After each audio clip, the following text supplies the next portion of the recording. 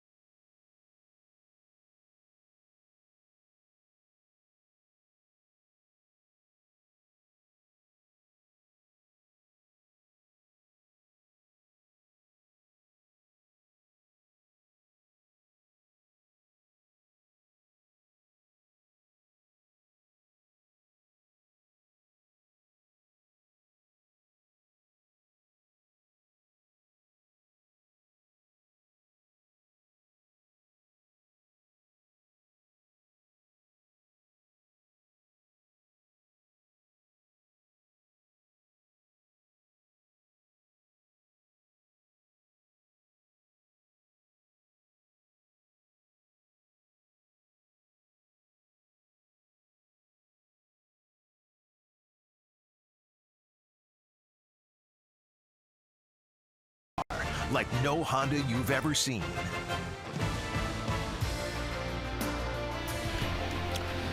Just a beautiful afternoon here in Detroit. Not a cloud in the sky above Comerica Park. Ready for the second game of this three-game series between the Blue Jays and the Detroit Tigers. The Tigers beating the Blue Jays last night to extend the Jays' losing streak to 4. But as you know, and as we mentioned, Jay Happ is on the mound. So the Jays are off to a good start even before this game begins here this afternoon.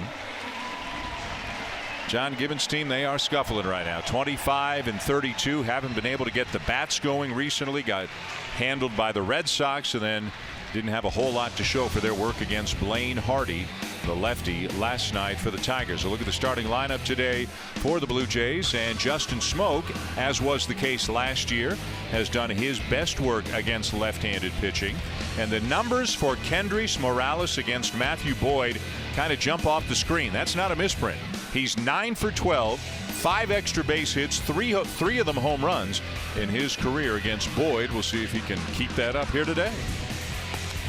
Well, Matt Boyd, the former Blue Jay, is absolutely pitching very well right now. In fact, this entire rotation has thrown well last time through the five-man rotation. For Boyd, it'll be his 10th start or 11th start of the season. His ERA is very good at 3.00. Boyd is not overpowering. He's kind of like Blaine Hardy, the pitcher that beat the Blue Jays last time, but he's got a little better fastball, a little better breaking ball. Going to throw fastballs and sliders an awful lot. Boyd made 2 starts for the Blue Jays prior to him being traded here, part of that David Price trade a couple years ago, but Boyd has really done a nice job this year. There you see his pitch usage: fastball, slider, curveball, and changeup. And like I mentioned, he's not overpowering. His fastball will be around 91, 92 miles an hour, but he's throwing a lot of sliders, and watch for the slider once he gets to 2 strikes, especially to the right-handed hitters. He can break it down and into them. Defensively, Nico Goodrum is in left field, Jacoby Jones back in center, and Castellanos is in right. Jose Iglesias put on a show last night. In the fourth inning alone, he made 3 outstanding defensive plays. He's got great range, soft hands, and he has the ability to go in the hole and reach back for a little extra on that throw. He's a very active and very animated shortstop. He can make all the plays. He can go in the outfield and catch those short pop-ups, and he can really turn the double play. John Gibbons talking about his defense before the game when he visited with the media. It was a terrific performance by Iglesias last night. Andy Fletcher is the home plate umpire today, and we are ready to go here in Detroit with just a slight breeze blowing in from left center field right now. Teoscar Hernandez is in the leadoff spot again for the Blue Jays. Had a good night last night, 3 for 5, including a triple, as he swings at the first pitch and lifts a fly ball down the right field line. Castellanos will make the catch in foul territory. 1 pitch and 1 out. Castellanos almost overran that ball. The wind is blowing. What little wind there is will hit that ball and take it back toward fair territory. Castellanos took a look at the seats, make sure he had enough room, and he makes the catch just inside the foul line. So Hernandez is retired on 1 pitch, and here's Yanni-Hervis Solarte again batting second and again playing third as he takes a fastball in for a strike. Solarte went 0 for 5 in last night's game. He's hitting .251 with 11 homers on the season. Still leads the club in both home runs and RBIs. Hey, like so many of his teammates, has had a bad road trip. Solarte just 4 for 26 on the road trip, a .154 batting average. Only 2 RBIs. And this team overall just needs to string some hits together. It's funny, the guys who are swinging the bat well now are the guys who couldn't buy a hit before. Guys like Kendrys Morales and Devin Travis, and the guys who are struggling now are the guys who were doing well earlier in the season. Yeah, that's been the kind of season it's been. They can't get everybody hot at the same time. One thing that Matt Boyd has done since he's come here, and especially since the arrival of Chris Bosio, the new pitching coach, is he's quickened up his tempo. He used to be very deliberate on the mound, thinking about a lot of things, much along the lines of the way Jay Happ has made that transition. But Boyd has gotten the instruction from his new pitching coach, hey, let's work quicker and try to keep the pressure on the hitters. 1-2. Jammed him, and it's sent foul down the left side and up against that extended netting that you see in all ballparks these days. Boyd, originally drafted by the Blue Jays in 2013, as Buck mentioned, was part of the David Price deal. Daniel Norris is on the DL for the Tigers right now on the 60-day DL with a groin injury. And Jairo Lebert, the other pitcher in the deal, no longer with the organization. As a ground ball is hit out to short, and that'll be routine for Iglesias. 2 down.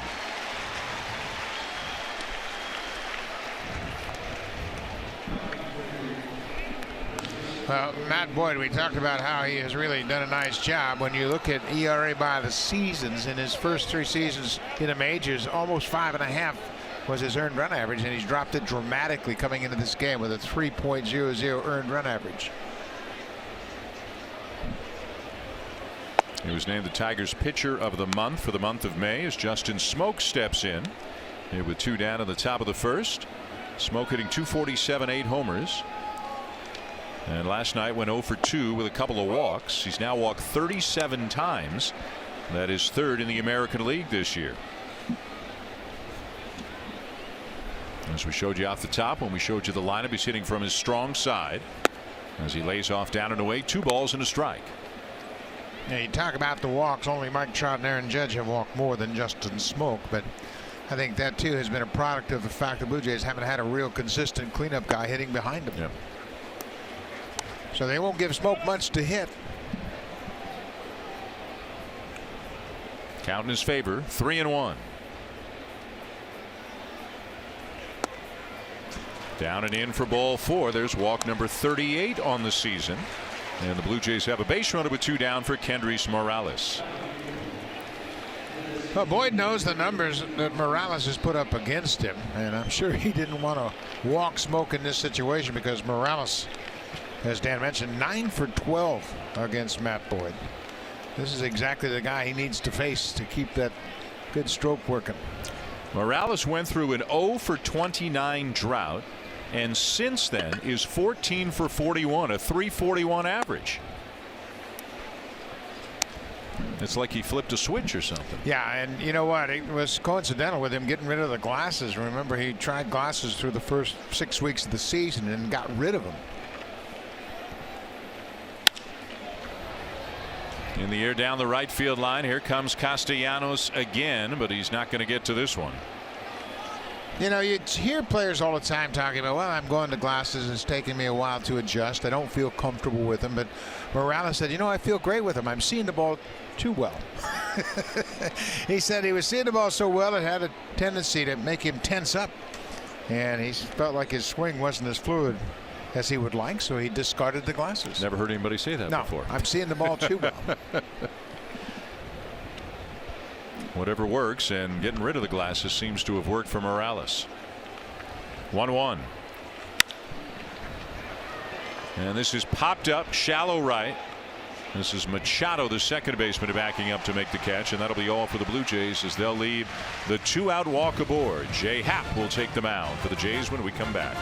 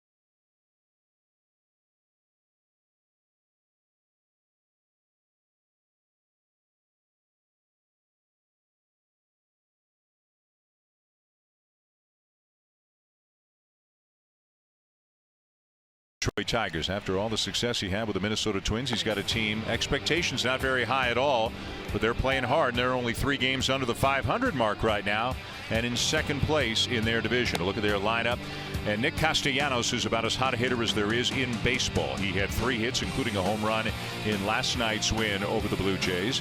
And we talked a lot about the defense of Jose Iglesias. He's also swinging the bat pretty well right now. Yeah, he sure is. Last 19 games hitting .323, and now get a look at Jay Happ, who's really throwing the ball very well. We mentioned his 3 previous starts against the Mets, the Angels, and the Phillies. For the season, this is his 12th start. He is 7-3 with a very good earned run average, and Jay Happ has 7 starts of 6+ innings. The Blue Jays as a team have just 22 of them. And a strike taken by Jeimer Candelario, the switch hitting third baseman who leads it off for the Tigers. In last night's game against the Blue Jays, he went 1 for 4, extending a streak of getting on base to 26 games in a row, and he just made it 27. Leads off the bottom of the first with a home run, and the Tigers take the lead.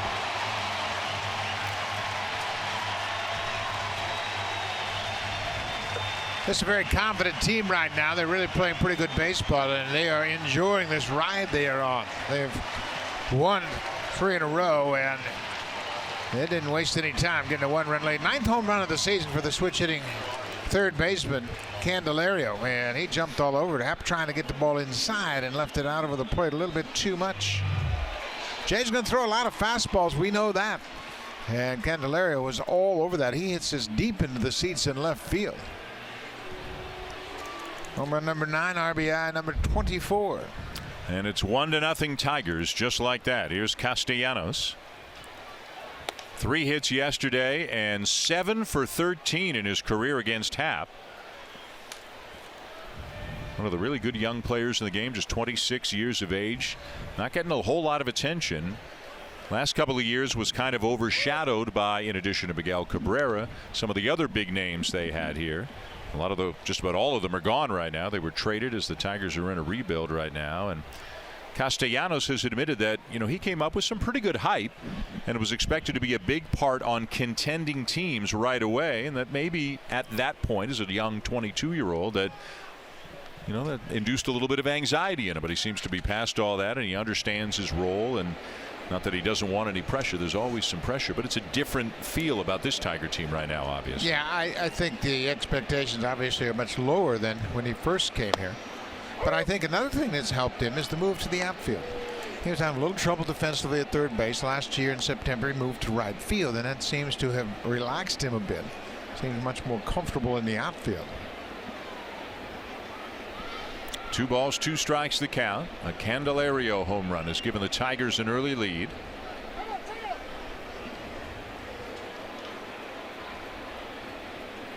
Castellanos is second in the American League in batting average to Mookie Betts. He's third in hits, second in multi-hit games. He's all over the leaderboards. Just took strike 3 called. We talk about Jay Happ and how consistent he has been, and I think this is a perfect example of it. He gives up a leadoff home run, and then he comes back and paints the outside corner to get Castellanos. I mean, he threw a couple of good fastballs in this same spot during this at bat. And I think that's what's allowed Jay to take the next step as a starting pitcher. Is he doesn't worry about what's happened. He focuses on the at bat at hand, and he makes a good pitch to Castellanos. To record his first out of the day, here's Miguel Cabrera in his second day since coming off the DL. His 26 games with a hamstring problem. In last night's game, returned by going 1 for 3 with a walk.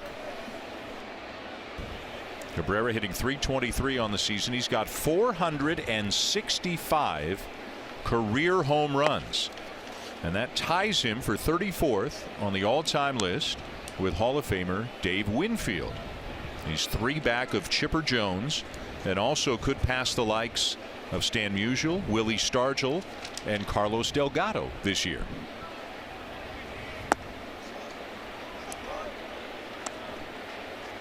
Yeah, he's had a tremendous career, and he missed just about a month, as you mentioned, Dan. But last couple of years, he's had some issues physically. But he's an everyday player and wants to play every day. But now at this point of his career, he says, you know what, I'm going to make sure I'm right before I get back into the lineup. His comments, I thought, almost came off a little angry about a week ago. He said, nobody cares if you come back quickly, and if they don't care, I'm going to come back when I'm ready. Yeah, it was really interesting to hear those comments, because it sounds as if somebody said, well, he's not doing much. Well, he was playing hurt a lot of times. A couple of years ago, you remember, he was basically playing on one leg and still was putting up decent numbers.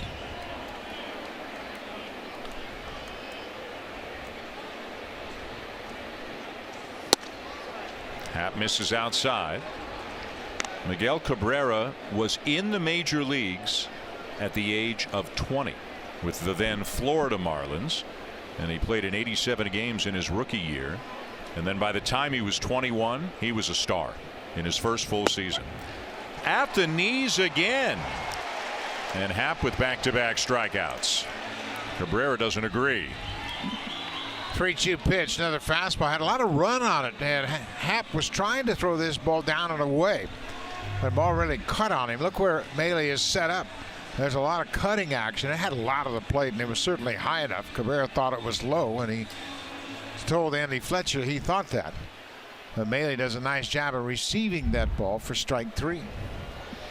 So back-to-back called third strikes after the home run by Candelario. And here's Victor Martinez. Martinez, a switch hitter, batting for the right side against the left-hander Happ, hitting .251, 4 homers.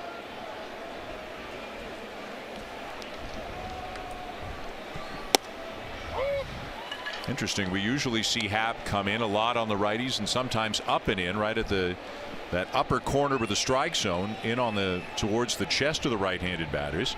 He's been living down and away so far here in the first inning. That was a breaking ball. He got inside, but I agree with you. I thought the same thing on the Cabrera at bat. I thought he was going to pop him inside with a fastball, but he stayed away. Every game is different, and pitchers will warm up, and they'll get a certain feel for their pitches down in the bullpen, and maybe he hasn't gotten comfortable with that inside pitch just yet. Going away again. He has learned how to turn the ball over using a two-seam fastball. That served him very well pitching to right-handed batters. It gives him a pitch that he can throw on either side of the plate for a strike. He can throw the four-seam fastball inside. He can sink the two-seamer away. That's a good pitch. Didn't get the call. And it's a full count now on Martinez with 2 down in the inning. Now here's another example where I would come inside. But like I said, he hasn't shown us that he's comfortable throwing that pitch just yet in the game. Going away again. And threw it exactly where he wanted to. Martinez tosses the bat away in disgust as Smoke will make the catch in foul territory, and that's all for the Tigers. But they strike early. Their leadoff man, Jeimer Candelario, with his 9th home run of the season at the end of an inning. 1-0 Detroit.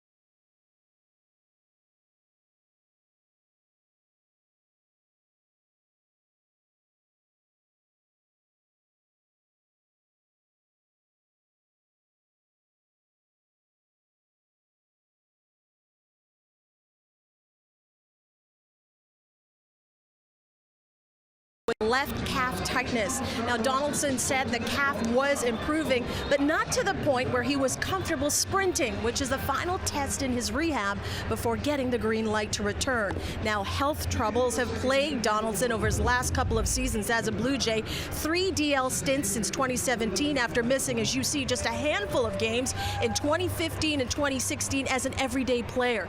Donaldson has already missed 22 games this season. He also dealt with dead arm back in April. As for managing his frustrations with these injuries, Donaldson said, quote, "I try not to be too concerned or too negative on the situation, but it's difficult at times. Dan, he didn't want to take up a roster spot if he couldn't run and play defense and put the team in a bind. So the decision was then made to DL him." All right, Hazel, thank you. And Donaldson eligible to come off the DL Friday in the second game of the 4-game series against Baltimore, as Kevin Pillar hits a ground ball out to second and Machado on to first, 1 down. And you know, with everything that's gone wrong for this team this year, and it's a long list, even going back to the spring, if somebody had said to you, you know, can the Blue Jays be a really good team without Donaldson having a really good year, the answer probably is no. He's their best player and they need him healthy. Yeah, no question. And he hasn't been healthy all season long. And you know, he had the arm issue in spring training and that limited his playing time. He didn't get a chance to really get things going with the bat, and then it just was one thing after another, and the calf injury is the latest that has him on the shelf. It's frustrating for a player, especially a guy, as Hazel mentioned, played every day. I mean, he played 155 games and that was his norm. There's Devin Travis now. Travis has a lot of former teammates on this Tiger team. In fact, Dixon Machado, who's playing second base, was his shortstop partner for a couple different seasons in minors with the Tigers.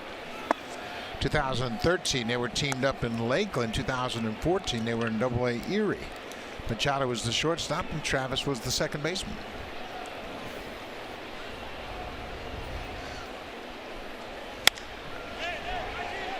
Off the end of the bat, and it's going to fall just beyond the reach of Machado, and Travis aboard with a bloop single. Well, Boyd has done a nice job of learning how to change speeds with his pitches, and he gets Devin Travis out on that front foot, but Devin just hits it over the second baseman's head. You can see he's off balance, hits it flat-footed off the end of the bat. Machado trying to make it over the shoulder catch, can't connect. So Travis is aboard with a 1-out single. And here's Aledmus Diaz, his second game back since coming off the DL. And last night went 1 for 3. The one was a double. He also drew a walk. Hitting .219, 6 home runs on the season.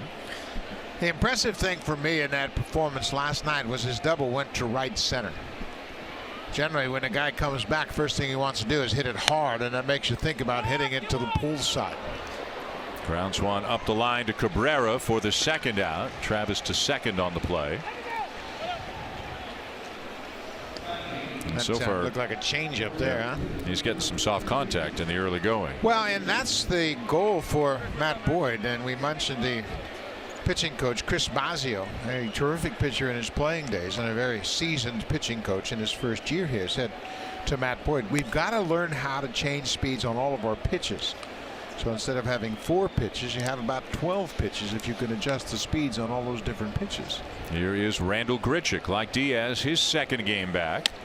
Blue Jays getting him back in time to be in the lineup against back-to-back lefties to open up this series. Grichuk went 0 for 2 in last night's game. He seemingly has been able to stay positive through all this, through the struggles he had with the bat, and then the injury he had in the spring, the injury he had most recently that he's just come back from.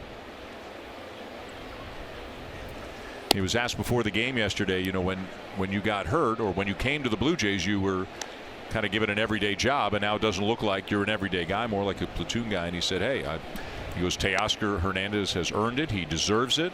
I have no problem with it, and it's up to me to try to show them that I belong in the lineup more. That's the only attitude you can have, and good on him to recognize that.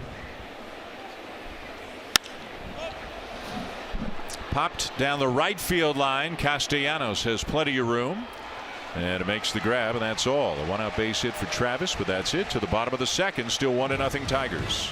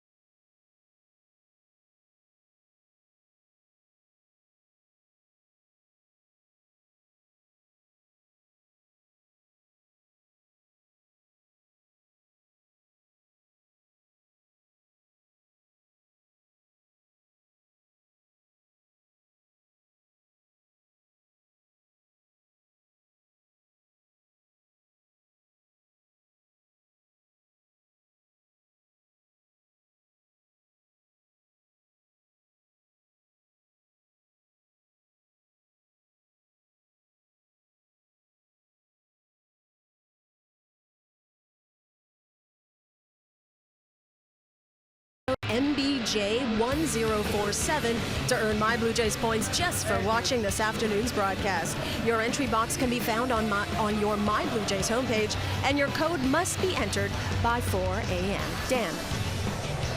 Thank you, Hazel. A lot of blue jerseys, as always, here, especially on a weekend series here in Detroit. Blue Jays down 1-0 to the Tigers, going to the bottom of the second, and the left fielder Nico Goodrum, hitting .252 on the season, will lead it off against J-Happ and look at a first pitch in there for a strike. The Tigers in full rebuild mode, as we mentioned, and a lot of younger players or guys who have come from other organizations are now getting an opportunity. Goodrum, originally a second-round pick by the Minnesota Twins in 2010. and elected free agency as a minor leaguer. If you've been in the minors, I think it's 6 years, right? If you've been in the minors for 6 years, you're not on a 40-man roster. You can elect free agency, which Goodrum did after last season and was signed by the Tigers, had a strong spring, and here he is wearing a big league uniform. Well, it's not an accident he's here along with Ron Gardenhire, the former manager of the Twins, Steve Little, former coach, Joe Vavra. There's a lot of Twins connections here, and I'm sure they thought that when Goodrum became available. And he said, you know what, I was there for so long, maybe I can get a fresh start with them here as they get a fresh start as well. Goodrum is a super utility player. He played first, second, third, short, left, and right. And last year, AAA Rochester hit 13 homers and drove in 65 runs. Breaking ball in the dirt, 2 balls and 2 strikes. Goodrum hit just .217 in April, but he hit .275 in May. He'll be followed by John Hicks, who's the catcher today, and then Jacoby Jones, who was in left field last night. He's in center field today. 2-2, and a swing and a miss, and a ball down and in. The tag applied by Maley for out number 1. Well, Jay Happ, we mentioned his last 3 starts have all been very good, and in his first 2 of those 3 starts he went 7 innings, but this 3-start streak has a very good ERA. Opponents hitting just .155, only 5 walks against 23 strikeouts, and he hasn't had many runs of support. But Jay has been the most consistent starting pitcher for the Blue Jays. He has 7 wins. The other 6 starters have 8 wins combined. That's hard to believe. Better than 2 months into the season. Marcus Stroman's supposed to throw a bullpen session today, but again, if that's the stage he's at, he's still at least a few weeks away. There's John Hicks, who's played some first base for the Tigers, but generally now is the backup catcher, hitting .277 to 5 homers. Another guy who spent a little bit of time in the Twins organization. They waived him a couple of years ago. He started out with Seattle as a 4th-round pick, now the University of Virginia. Got a little mini hit streak going. And waves at that one awkwardly. Back-to-back strikeouts for Happ. See, again, this is what we talk about when you mention how good Happ is. He gives up a leadoff homer. Now he's got 4 strikeouts. 4 of the 5 batters he's faced since a home run have struck out. And watch this swing. That's an off-balance swing. He's flat-footed, just waves at it, trying to make contact. But Happ can make you look funny. Just a fastball away. And he strikes out Hicks, and it's all fastballs. About 73-74% of the pitches he throws will be fastballs, either 2 seams, but mostly 4 seams. And he's recorded 85% of his strikeouts on fastballs, which is the highest rate of any qualified starting pitcher in the major leagues. And certainly there are a lot of guys who throw harder than Happ. He's usually around 93 miles an hour, but he just keeps pounding the strike zone. He gets ahead of people. And obviously, whether it's deception or spin rate or whatever you want to say, he can sneak it by people. Yeah, and he does such a good job. And it's really curious about the way he's pitched today, because he's pitching everybody away. And we have seen him against good teams use that fastball inside. But again, I stress it may be a situation where he warmed up, didn't have good command of the glove side fastball, and says, I'll just go with my outside pitch, the arm side fastball, until that other pitch comes around. 3 balls and a strike on the center fielder Jacoby Jones, who had one of the key hits last night for the Tigers, a 2-run triple in their 4-run second inning off Jaime Garcia.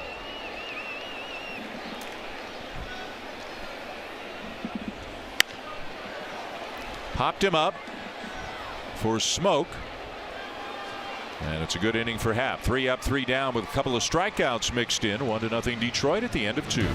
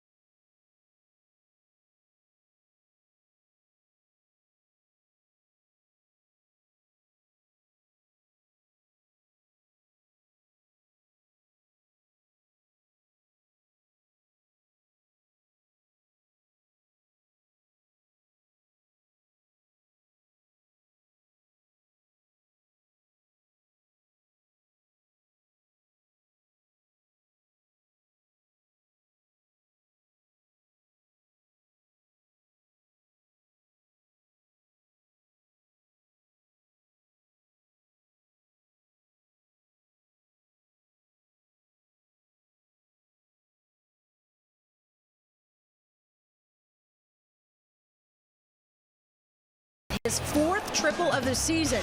Hernandez recorded 3 hits in total in the ball game. A great start to the month of June.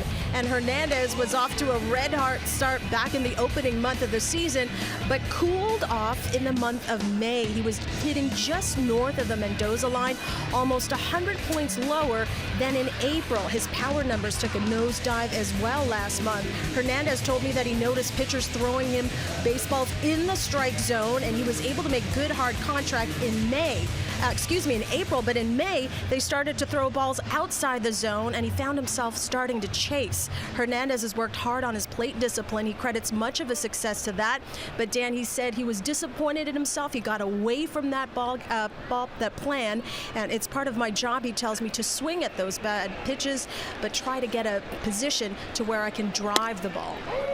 All right, Hazel, thank you. Hernandez on deck as Luke Maile leads off the 3rd.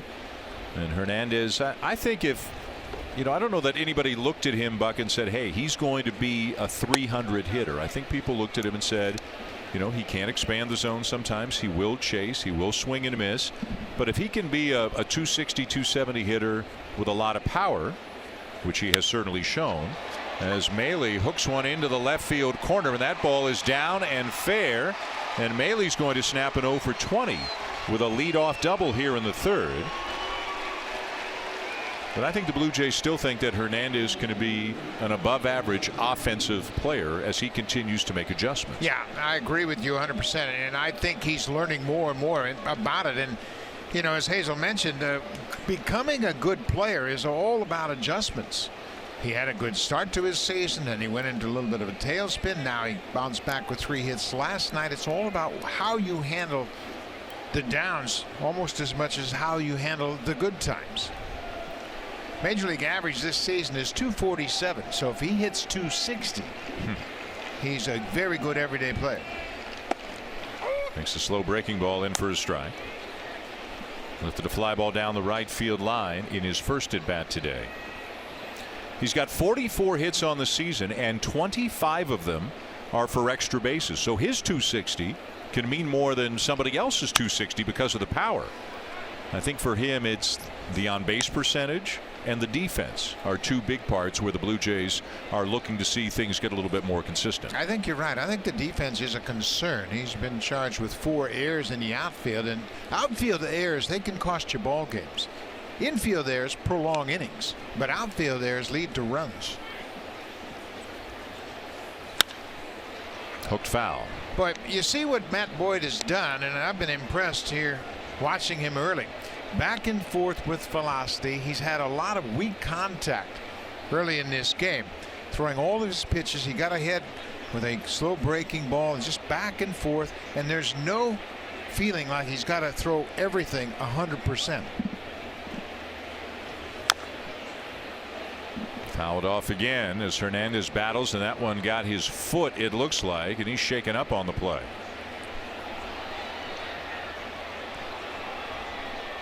And this is the last thing the Blue Jays need right now. All right, not getting much sympathy from the training staff. Nope. They're leaving him out there to agonize over it. Hit right off the top of his shoe, almost on his little toe, if you will. And now finally they're going to come out and see if they can help him out, but there's not a whole lot you can do in the middle of the game. But that one got him pretty flush.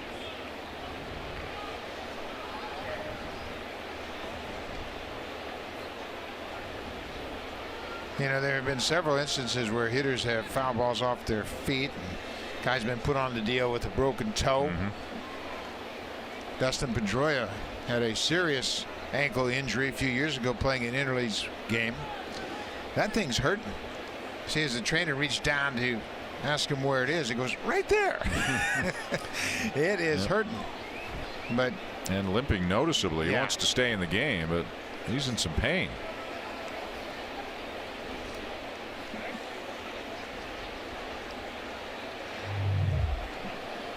Right off the top of that left toe, and looked like it hit him on the outside of that shoe. Not much protection there by any means. So he will dig back in with the count 0-2. Maile out at second with nobody out. And he drives the ball to left field. It'll be caught by Goodrum. And he is hobbling down to first and now hobbling back to the dugout. Let's get an update with Jamie.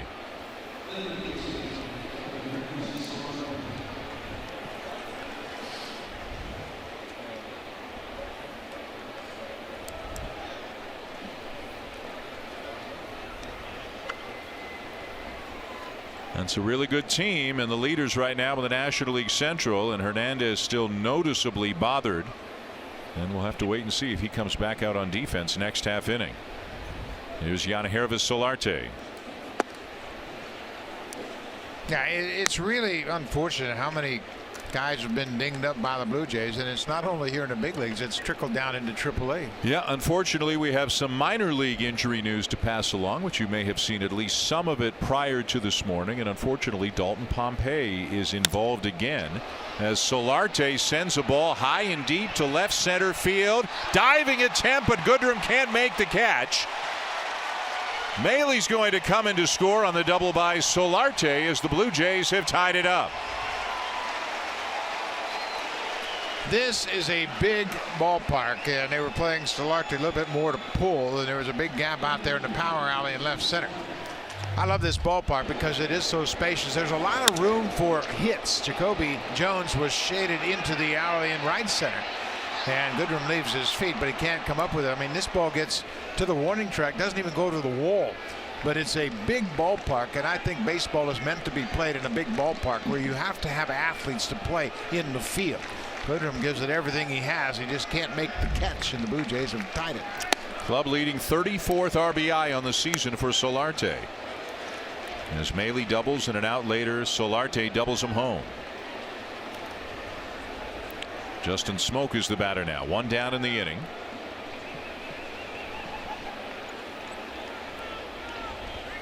To finish up that injury news for the Miners, Dalton Pompey has suffered a torn ligament in his left thumb. His hand is going to be immobilized for 3 weeks.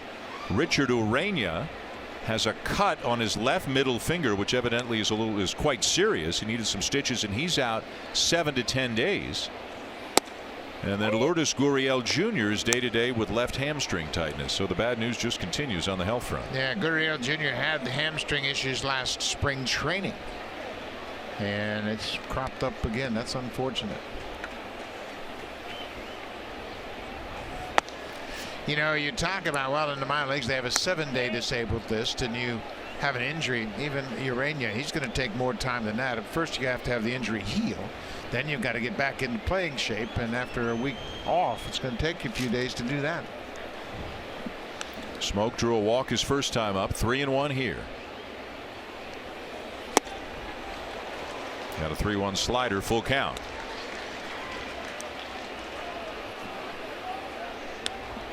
We mentioned that Boyd will often throw sliders to right-handed hitters when he's got 2 strikes, trying to get him to chase it. He'll throw it down and in, and after throwing 1 3-1, he's going to probably come right back with the same pitch.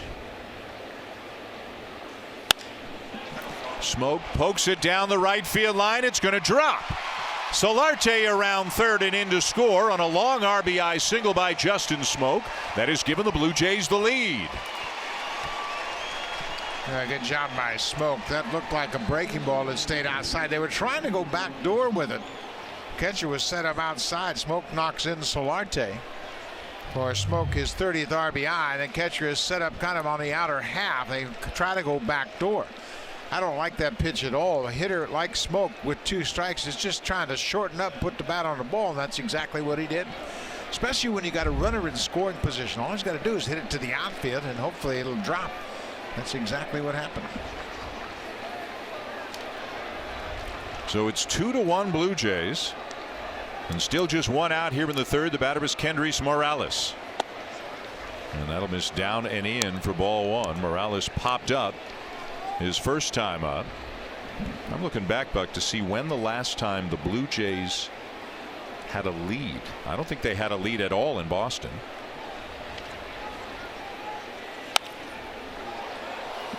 Well, and how many times have they had 3 hits in the same inning?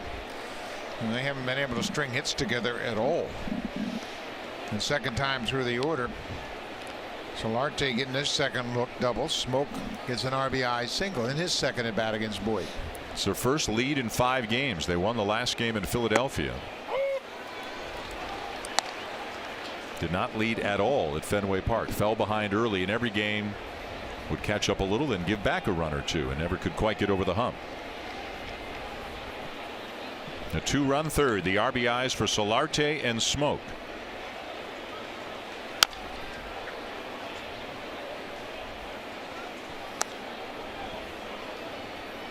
It started with a Luke Mailey double as the Blue Jay backup catcher snapped an 0 for 20.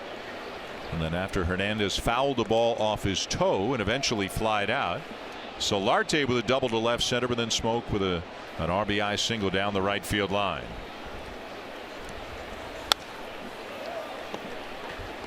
It's going to be interesting to see if Hernandez can come back and play in the field after fouling that ball. He was limping noticeably, making his way up toward first base, and Curtis Granderson's getting loose. That suggests to me that he's coming into the game. Yep. So another injury for the Blue Jays, this time to Teoscar Hernandez. There's a ground ball to short, to second one, on to first in time to double up Morales and end the top of the third. The good news is the Blue Jays take the lead. The bad news is it looks like they've sustained another injury.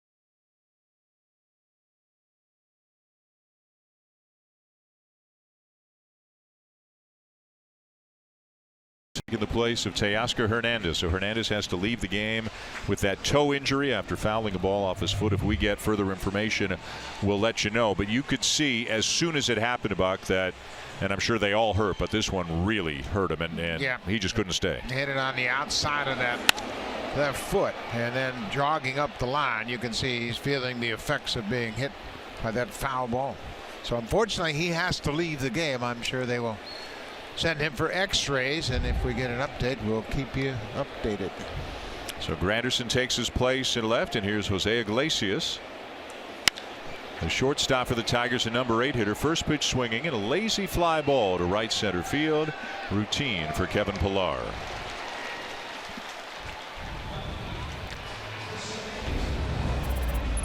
The Pitch Tracker is brought to you by Coors Light, official beer of Major League Baseball. With Buck Martinez and Hazel May, I'm Dan Schulman. Welcome back to Comerica Park here in downtown Detroit, where the Blue Jays have a 2-1 lead with Jay Happ on the mound. Happ with 7 wins on the season and 99 in his big league career. And Buck has made the point a couple of times. He gave up the leadoff home run to Candelario, and he has been nails ever since. Yeah, and very aggressive in the strike zone, and that's the big thing about him. He's just able to block out anything negative that happens in the course of a game, whether it's a bad call, the defensive play behind him, he gives up a home run, he just forgets about it and moves forward. This is his 12th season in the majors, and you know, he just gets better and better, and we've talked about it often. He's 35 years old. And it seems like he's in the best shape of his life. He does a great job of taking care of himself. To left center field. Granderson, a diving attempt, but he can't come up with it. Got a chance at second, but not in time. And Machado slides in head first with a double. Well, Granderson didn't have much of a chance to get loose. You saw him running in the dugout. Neither team took batting practice today, so the players didn't have a chance to get out on the field. And he kind of gives some ground initially on contact. He dives for it, never really had that ball in his glove. He gets the glove on it, but you can see it wasn't in the pocket of his glove. By the time he scrambles and gets it to second base, it's too late, as Dixon has his 12th double of the season. And that turns the lineup over and gets Jeimer Candelario up there. The leadoff man homered off Happ in the bottom of the first.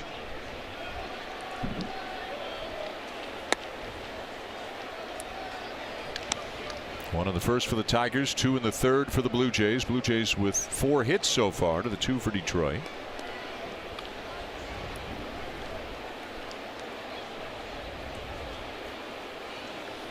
Blue Jays are playing with an 8-man bullpen and a 3-man bench right now. So with Granderson taking over for Hernandez, the remaining players on the bench are Russell Martin and Gio Urshela. That's it.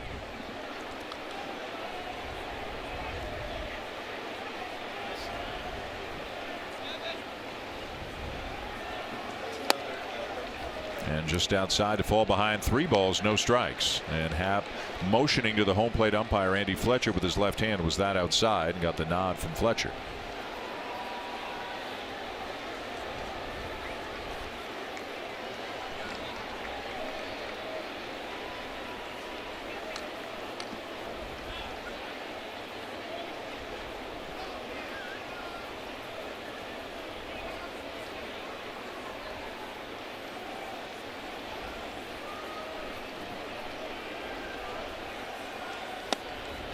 If you start just reading on the internet about the Blue Jays, not necessarily local writers, but people from other markets, U.S. cities, the number one thing you read about is still Vladimir Guerrero Jr. He's the talk of a lot of baseball right now. But number 2 is that the guy on the mound is likely to be traded.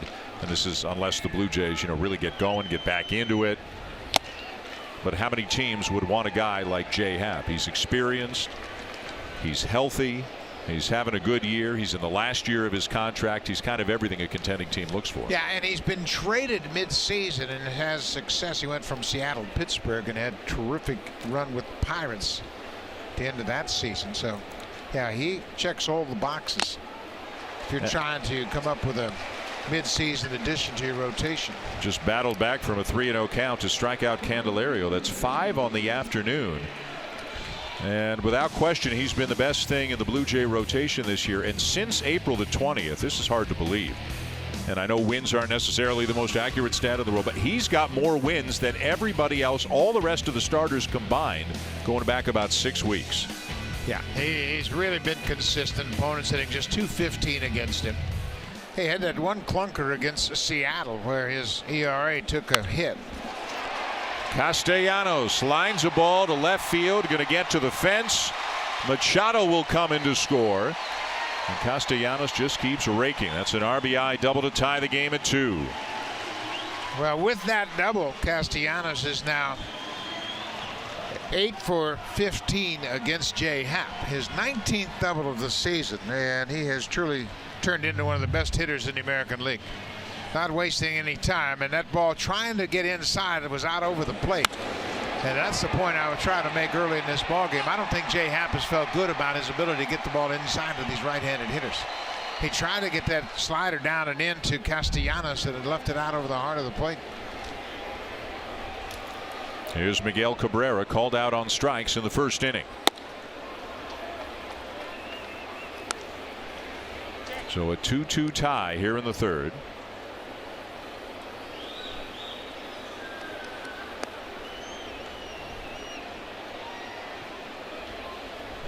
Three hits for the Tigers, and they're all for extra bases. 2 doubles and a homer.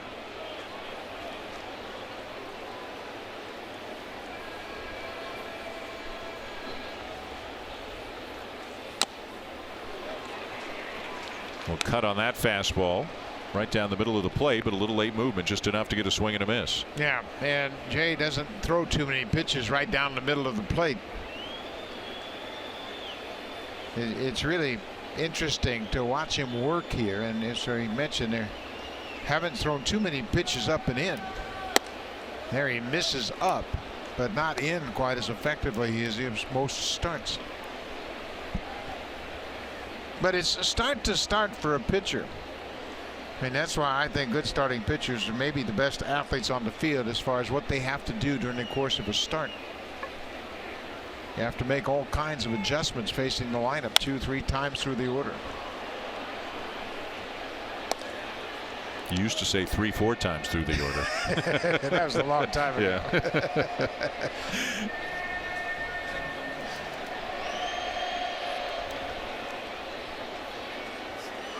But you know, a regular starting pitcher will go to the mound 32, 33 starts, and in talking to some of the great ones, they'll say 8 to 10 times a year you've got everything working. The other times you just have to battle with what you have on a given day. They got him to chase. Yeah, Cabrera knew it. Strikeout number 6 for Happ through 3 innings, but the Tigers tie it up on a Castellanos RBI double.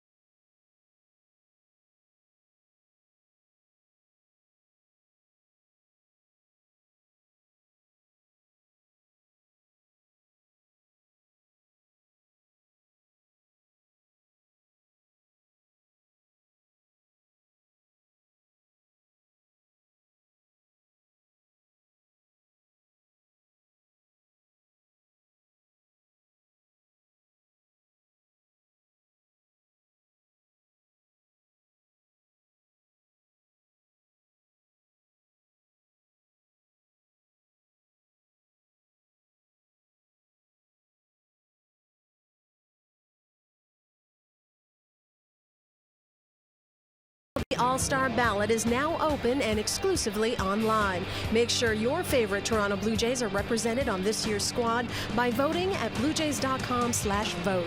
Catch all the excitement of the 89th MLB All-Star Game presented by MasterCard on July 17th at Nationals Ballpark in Washington, D.C. Hazel, thank you. And I think the starting pitcher for the Blue Jays right now would be their most likely All-Star candidate. A long way to go, but Jay Happ probably would be the guy. It'll be Kevin Pillar, Devin Travis, Aledmus Diaz. You could have said Pillar a few weeks ago, and he was well up over 300 and swinging the bat as well as he ever has. But he is mired right now in a 4 for 43 that has taken his 316 down to 264.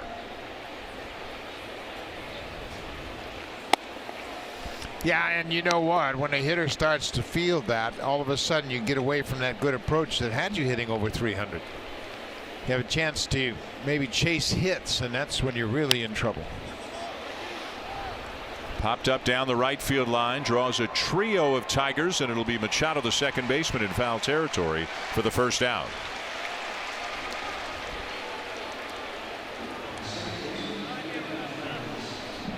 So Pillar 0 for 2. Matthew Boyd listed as Matthew in all the Tigers literature. He was Matt back in the Blue Jay days, but he's Matthew now.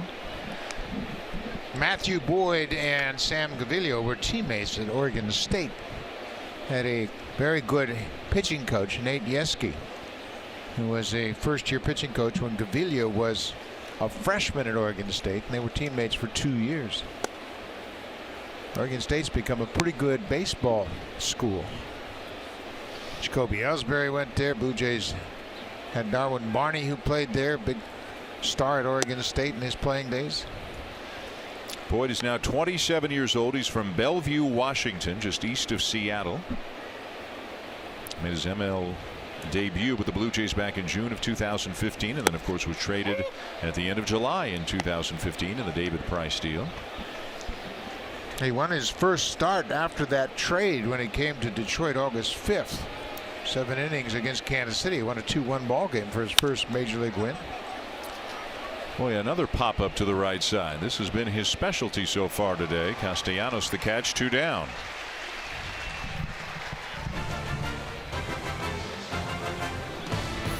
The diverse Civic family, our most powerful lineup yet. Honda, proud fan since 1977 and the official vehicle of the Toronto Blue Jays. 2-2 tie here in the top of the 4th in Detroit, and the batter is Aledmus Diaz.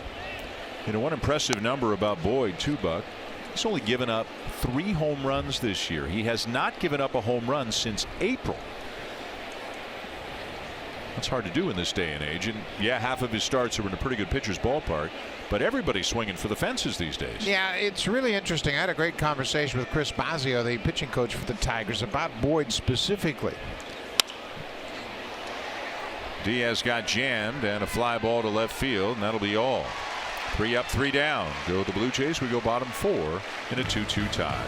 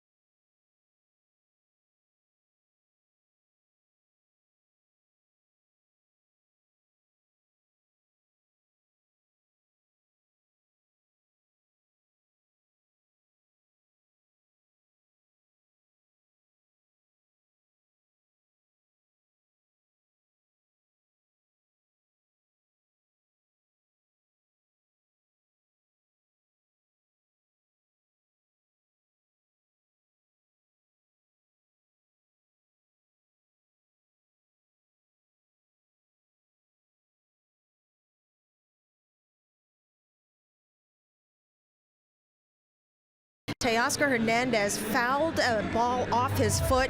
We're told now by the Blue Jays that he left the ball game with a left foot contusion after fouling that ball off and is currently undergoing x-rays. So Dan Hernandez out of the ball game with a left foot contusion, currently undergoing x-rays. I imagine we'll get results after the ball game. All right, Hazel, thank you. And, you know, given everything this team has gone through, both in terms of injuries and just other things that have gone wrong, lack of performance and so forth, they can ill afford to lose a guy like Teoscar Hernandez, who at times has been one of the few bats going for this team. Well, and you mentioned the fact that Dalton Pompey just injured his thumb ligament. He's out for 4 to 6 weeks down in AAA, so the options might not be all that good for the Blue Jays. I would think Dwight Smith would come back if they had to. Smith just got sent out prior to yesterday's game.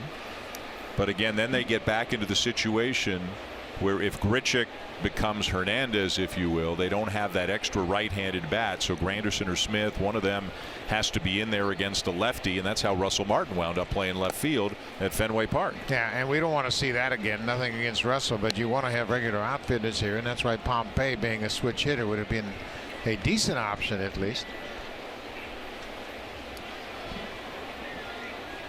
I guess Alford could be under consideration as well. Well, he's not doing much in AAA. Victor Martinez leading off the bottom of the 4th, 2-2 tie.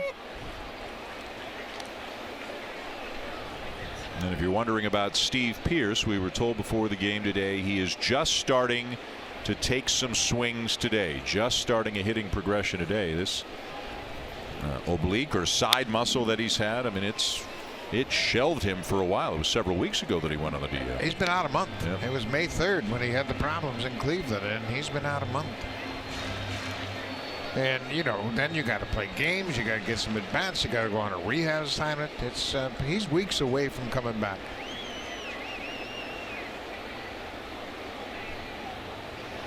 Three-two to Martinez. Jay Happ has struck out 6 through the first 3 innings, but he's also given up a couple of runs, including a leadoff homer back in the first to Jeimer Candelario.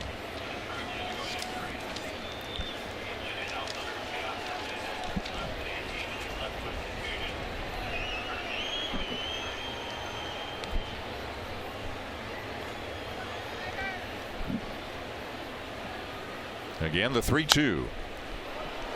Boy, another good example of how Happ works the outer edges of that strike zone.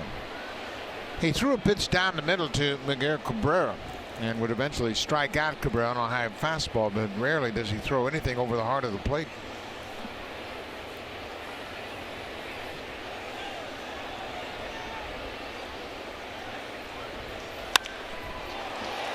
Left center field deep.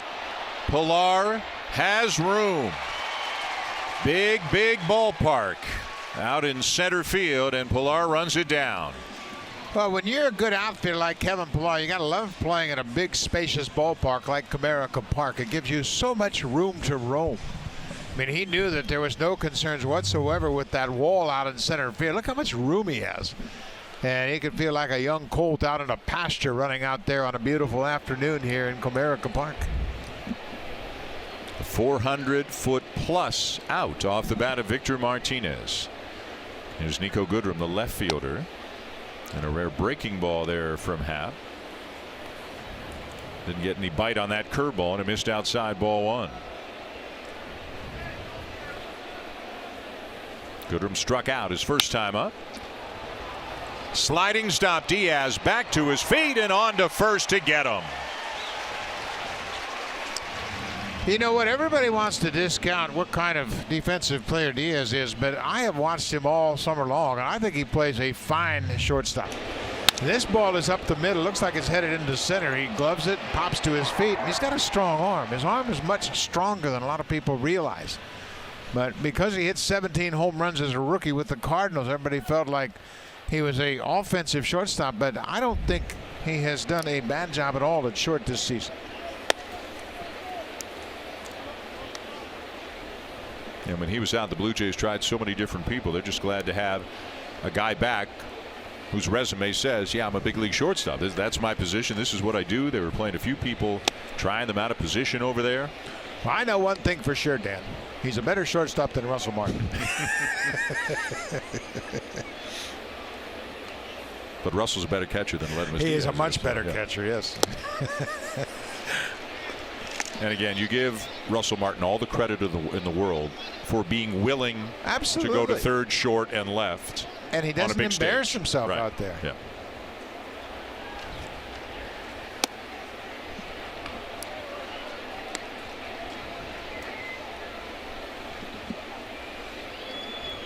Two balls, 2 strikes on John Hicks. And a swing and a miss at a high fastball, number 7 on the afternoon for Jay Happ. Time now for a Blue Jays Central update. Here are Jamie Campbell and Kevin Barker in the Samsung broadcast studio.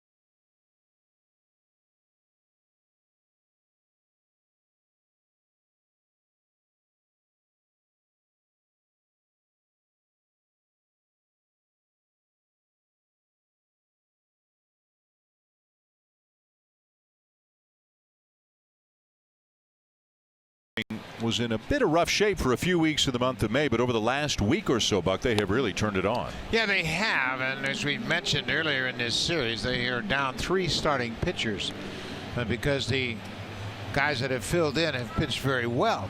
They have been able to drop their earned run average, 290. You see, last time through. And the one thing, they've had Liriano on the DL. Now Carpenter went on the DL. He started here Thursday against the Angels and was pitching very well. And had to leave after 4 innings with an oblique injury, and he has since gone on the DL. So I guess you could say they've got 4 starting pitchers on the DL right now. Randall Grichuk leads off the 5th for the Blue Jays at a fly ball to right field his first time up. He's in right, batting 8th today. Luke Mailey's on deck, and then back to the top of the order where Curtis Granderson is now after taking over for the injured Teoscar Hernandez.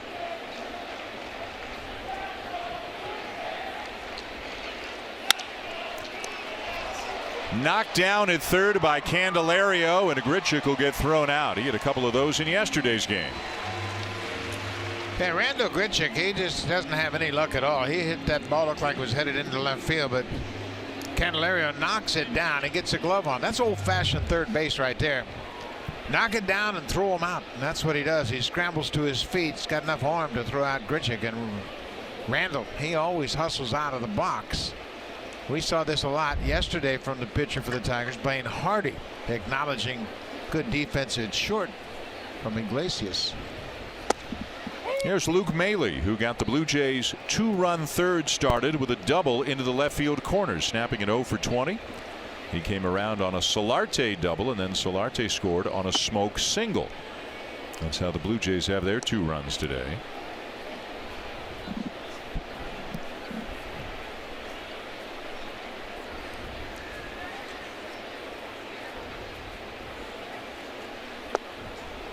Slow curveball there, and it's 1-2.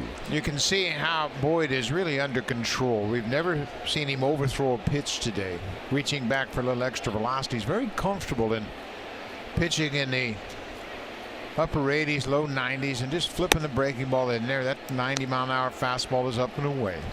But that's the hardest thing for a young pitcher to learn, is that you don't have to throw maximum effort on every pitch. You're better off commanding the strike zone than you are lighting up the radar gun. Mailey hooks it down the left field line. It is well hit, and it is gone. Luke Mailey having a big day as he hits his 3rd home run of the season, and the Blue Jays are back on top.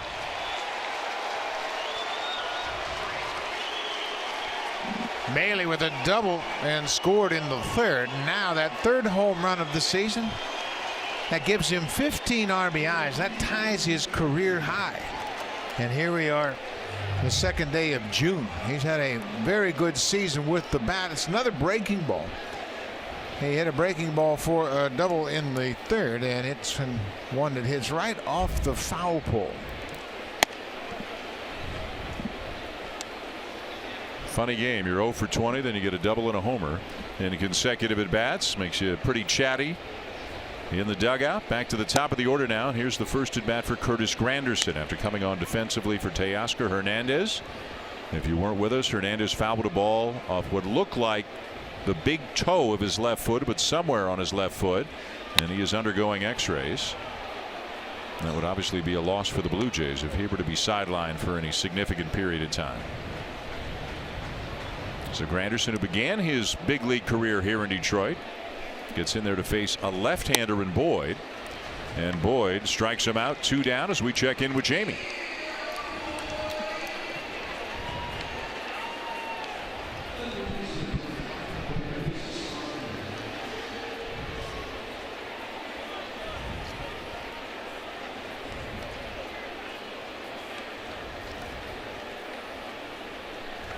And the Cardinals have had some very good starting pitching this season, and they're almost always a factor. It's a really unusual year when the Cardinals aren't in the race, and they're hanging around in the National League Central right now. Luke Weaver, the starter for them today, went 5 innings and allowed a run on 4 hits.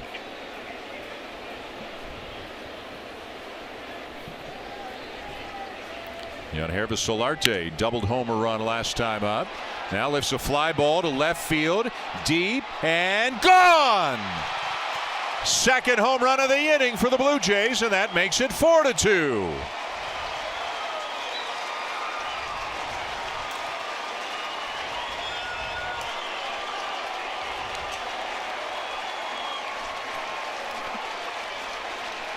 Solarte hit his 12th double of the season back in the third, and now he's connected for his 12th home run of the season. Both he and Maley with 2 extra base hits. Well, scored 2 runs, and Solarte has driven in 2 runs. Now Justin Smoke sends a drive to deep left center field, but Jones is there in the alley to make the catch, and that'll do it in the top of the 5th. But it's a loud inning for the Blue Jays as both Solarte and Maley hit home runs. For Luke Maley, his 3rd of the season. For Solarte, his 12th of the season. 4-2 Jays.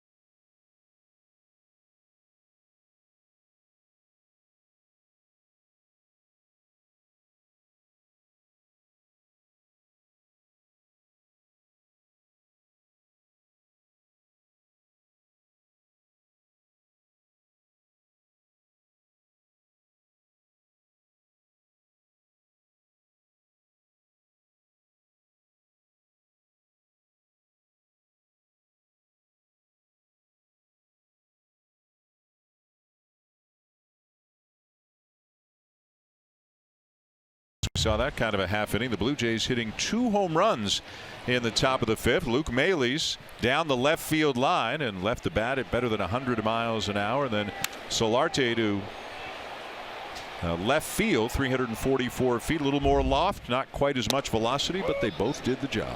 Yeah, it's the first time since Sunday in Philadelphia the Blue Jays have scored multiple runs twice in a ball game. They just haven't been able to string much offensively together. So that's a good sign. And for Jay Happ, as he takes the mound in the bottom of the 5th with the lead again, 4-2 Blue Jays. He's got 7 strikeouts through 4, and facing the bottom 3rd of the order, beginning with the center fielder Jacoby Jones. You know what else he's done? He's not walked a batter.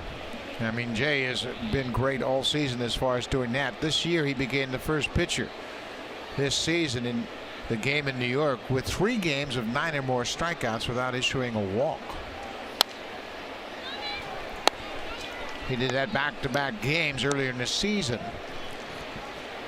against Boston and Texas at Rogers Center, and then he did it at Citi Field in New York. 7 innings, 2 hits, no walks, and 10 strikeouts. 3-2.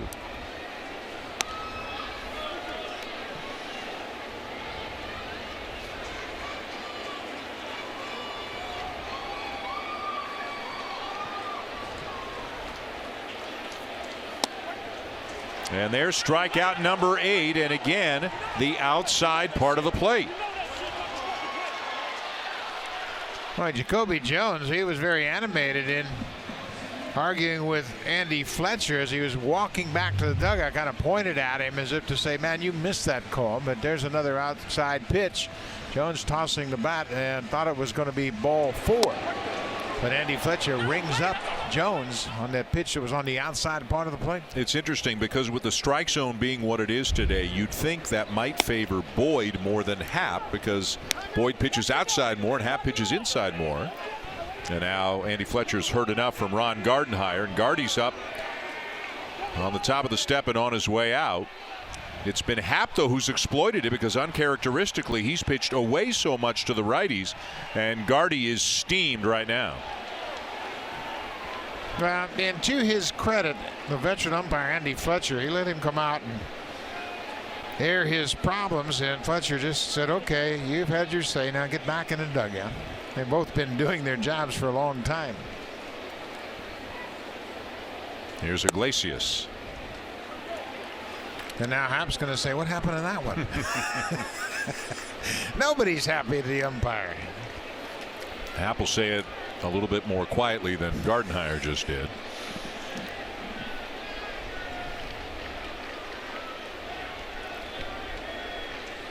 You ever seen Jay Happ really get angry during a game? Not very often. I think that's the beauty of his ability to pitch. You never really get a read for his emotions on the mound. He's pretty much stoic every time, no matter what's going on. And there's the first walk of the afternoon.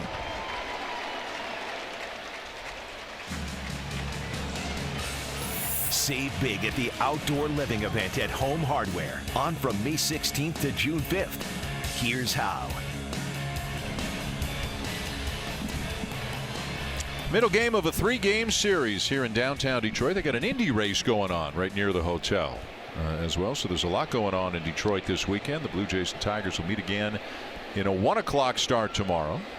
Here's Dixon Machado, the second baseman. And the Blue Jays have an off day on Monday before the Yankees come to town for a quick 2-gamer. Machado doubled and scored in the third.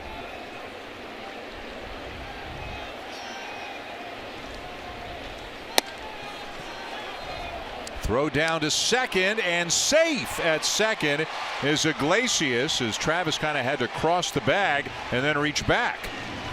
It's a little bit of a delayed steal. Iglesias picks up his 9th stolen base, but I don't think he broke right away as soon as Happ delivered it. Watch him at first base. Bounce, bounce, bounce. It's a delay steal for sure, and that caught Mailey by surprise. By the time he gets the throw off, he throws it to the shortstop side of the bag, and that's 9 steals in 12 attempts for Iglesias. Travis did a pretty nice job to make that one close. Throws just a little bit more over the bag, and they probably get him. Fly ball right center field. Pilar can't make the catch. Looked like he pulled up just at the last moment. Runner coming home and will score as Diaz took the relay on a bounce but was looking at second and did not react quickly enough to try to make a throw to the plate. Now, defense is all about teamwork. Pilar couldn't make the catch in the outfield, but Iglesias had to hold up at second, thinking it might be caught. We've seen Pilar catch this a lot of times, but Machado drives it to the power alley. And then watch it. This is where the defense really makes a mistake. Iglesias is breaking around third. Diaz has the ball, but nobody told him there was a play at the plate. Everybody on the infield's got to be hollering home, home, home. As Diaz gets the ball, he's in good shape right here, but doesn't hear anybody talk about the runner going home. Somebody on that infield has got to let him know, hey, there's a play at the plate. Throw it home. Home, home, home. That's all you got to say. And it cost the Blue Jays potentially a run. They might have had a play at the plate there. Instead, it's 4-3. So where's it got to come from? First base. Yep. Smokes. He sees the play right in front of him. He's the cutoff man set up at home. And even going shortstop back, he's got to have his back to the play. Yep. Diaz takes the ball. But Smokey can come out and say, hey, home, home, home. You got to watch the play unfold. You see that the runner at second, Iglesias, has to hold to make sure Pilar doesn't catch it. So then you got plenty of chances. But even the catcher, everybody's got to be hollering home, home, home. And even before that, Buck, in the outfield, it looked to me like Pilar at the next to last moment slowed up a little bit as if he were worried about Grichuk, and then kind of accelerated and reached out his left arm again, but by then it was too late. Yeah, and I don't think Grichuk was that close to him, but you're right, he may have felt that he was getting closer. But this is another example of Blue Jays not playing good defensive baseball. It's not an error in the books, but it's a lack of execution. Everybody's looking at Pilar, and you're right. He kind of hesitated as he got to that ball. Grichuk's there to play it back in. Now, Diaz doesn't hear anybody say anything, and you can see Smoke pound his glove in frustration as he knew that they had a chance to cut down the runner at the plate. but they didn't communicate it well enough to Diaz to let him know.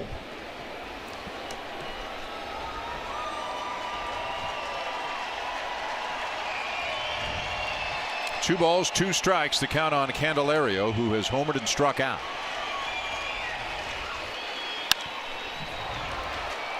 And with the exception of a couple of games, and one of them, remember, I think it was the last game of the Angels series, that Sunday game where the Blue Jays really kicked it around. For the defensive issues, as you've said, it hasn't really been errors. It's just plays that should have been made that aren't made, but they're not scored as errors. Right, and a lot of that had to do with the fact that Diaz wasn't playing shortstop, and he hasn't been with the ball club, and you've got guys filling in kind of out of position, if you will. In Diaz's absence, they've used Solarte, they've used Urshela, they've used Russell Martin. They've tried different combinations, but when you don't have a regular shortstop, these things aren't made. And we saw him turn a great double play last night. But when you got guys out of position, those instinctive plays like that last one the Tigers scored on, that becomes second nature for regular defensive plays. And again, he obviously just made a false assumption that the run had scored, not realizing the runner was going to have to hold a bit to see if Pilar caught the ball.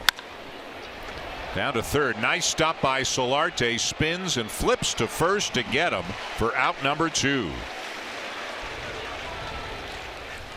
You think that's his best spot, right? Third base. I do. I think he's really well suited at third base. He's got good hands and the instincts to play it well at third base. I think he has played his best defensively at third base for the Blue Jays this year.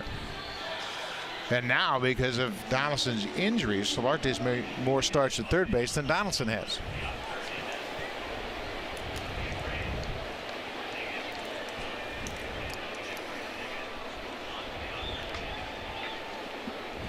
Here's Nicholas Castellanos, and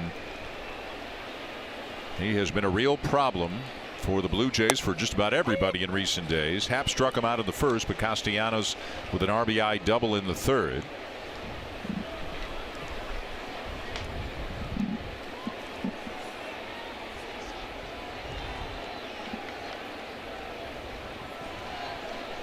A run in, a man on, 2 out, and it's fouled back 0-2. Let's quickly go down to Hazel.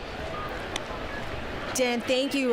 Teoscar Hernandez was currently undergoing x-rays. I've been told now they have come back. The x-rays are negative on that left foot. So Teoscar Hernandez's x-rays are negative, Dan. Well, that's good news. Again, that's probably going to be something that's still awfully sore and remains to be seen when he can get back in there. But that's better news than it could have been for Hernandez after that foul ball.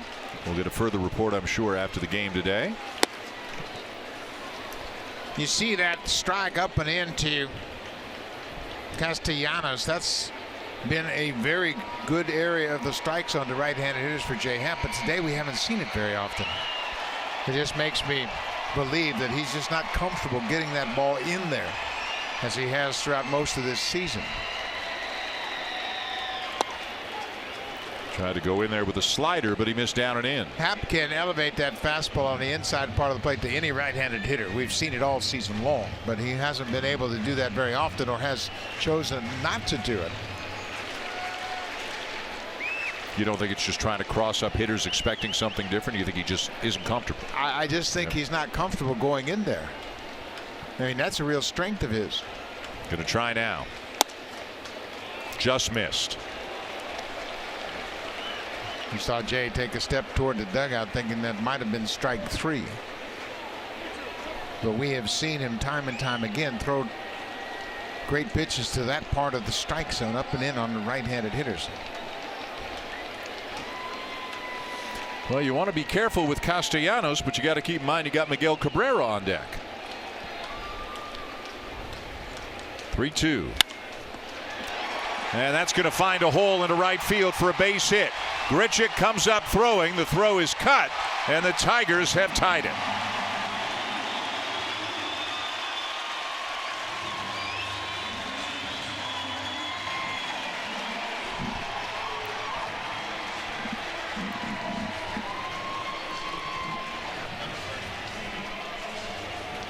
And Pete Walker is on his way to the mound. Take a look at Castellanos. Boy, he's got great plate coverage, and we talk about how quickly he has developed into one of the big hitters in the American League. And looks like he's looking back into the Blue Jays dugout, and I think he had heard something after that previous pitch was called a ball. Somebody was yapping, maybe at the umpire or something, but he took a look back into that dugout. It's been a long inning for Jay Happ. 26 pitches in this inning. That's why Pete Walker went out to the mound to give him a little bit of a breather here. This Tigers team playing with a lot of confidence right now. That guy especially. 2 more hits, 2 more RBIs today. Now he hands it off to Miguel Cabrera.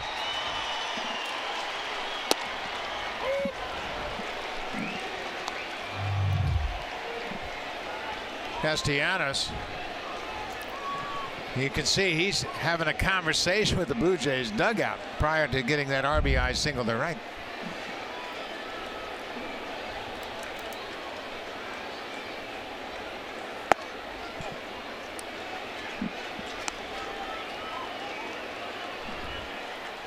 After that mound visit from Pete Walker, there was a lot of activity out in the Blue Jay bullpen. It's partially obscured from our view out beyond the left center field fence.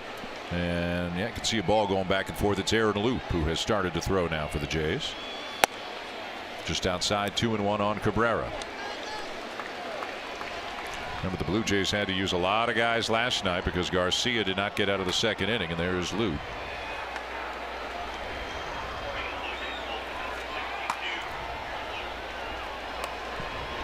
And we're just in the 5th here today. And Happ's pitch count is climbing. Not used to seeing 5-inning 100-pitch kind of afternoons from Jay Happ. Now when you look at what he has done last time out against the Phillies, 6 2/3, 100 pitches, 99 pitches in 7 innings against the Angels, and 101 in 7 innings against the Mets. 2-2. The Blue Jays are pretty consistent with Jay Happ in that they'll keep him right at 100 pitches. Rarely does he go over. He threw 108 pitches against the Rays down in St. Pete. But when Jay Happ is out there, he's thrown 93 or more pitches in 10 of his 11 starts, but never more than 108.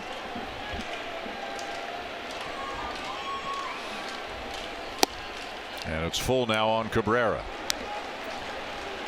And Smoke looking into the dugout to find out where they want him to play. He's going to come off the bag and let Happ know he'll be behind the runner, with Castellanos on the move on the pitch. Shadows are very challenging right now for hitters. You can see the shadows of the light stanchions spreading across home plate. There goes Castellanos, and the 3-2. Fouled off at the plate by Cabrera.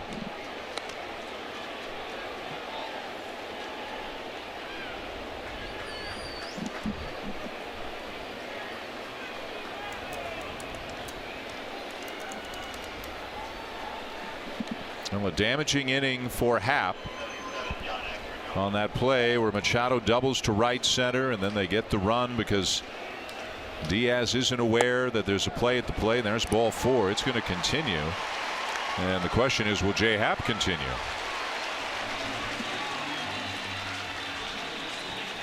.100 pitches on the nose, and Loop has had time to get ready. Now there's a right-hander that has joined him down in the bullpen as well. John Axford has gotten up and started to throw. Looks like Loop may have taken a seat. Got a switch hitter up now into Victor Martinez, and another one on deck in Nico Goodrum. And then a series of right-handed batters after that. So Gibby will give Happ at least one more opportunity to get out of the inning.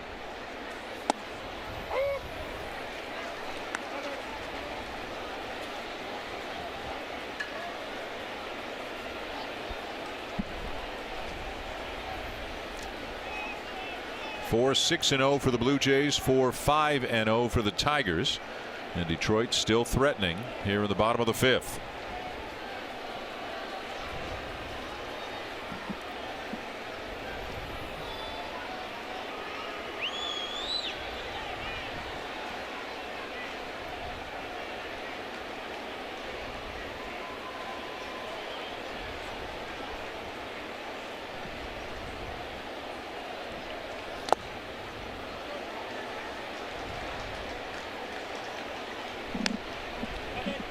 showed you how their starting pitching's been good recently.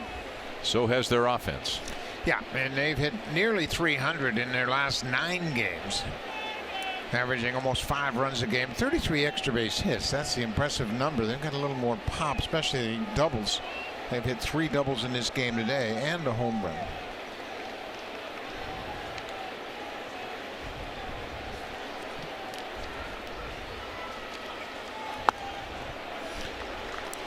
When you look at this team and then you say, you know, Detroit's 3rd in hitting in the American League. You say, well, what? The Detroit Tigers, this team's supposed to be rebuilding, but Boston leads, then Tampa Bay, and that's a surprise too. Tampa Bay's hitting 260 as a team. Detroit's hitting 259 at the start of play. Rays are right at 500, 28 and 28. Well, Happ needed that call, and he gets it. 2-2.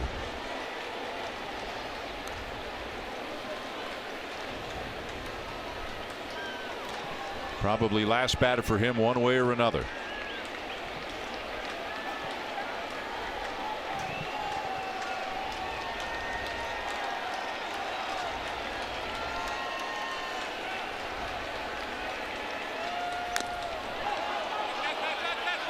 And Martinez says he fouled it off, and Andy Fletcher, the home plate umpire, agrees. Boy, that was a very late call by Andy Fletcher. The way Maley went after it suggests that he didn't think it was a foul tip. But Martinez stood there at home plate, and Andy Fletcher finally indicated foul ball. But the way Maley broke for the backstop kind of suggests that he didn't think it was a foul ball. And watch this swing. I don't know if he hit that ball or not. That sound that Fletcher may have heard might have been the ball hitting the shin guard of Luke Maley. Not a reviewable play. Nope.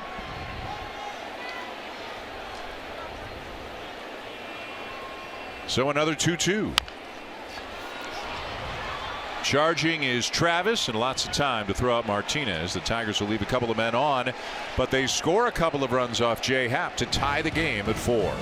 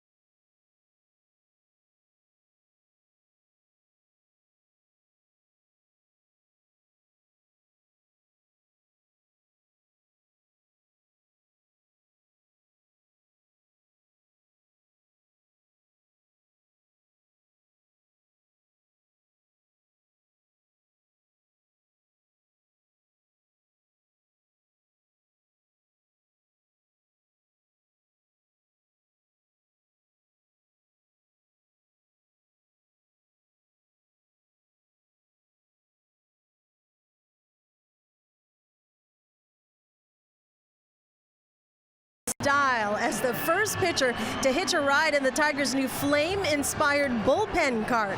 After seeing good friend Sean Doolittle do it at Chase Field in Arizona, Axford told me he jumped at the chance to make a little bit of history here.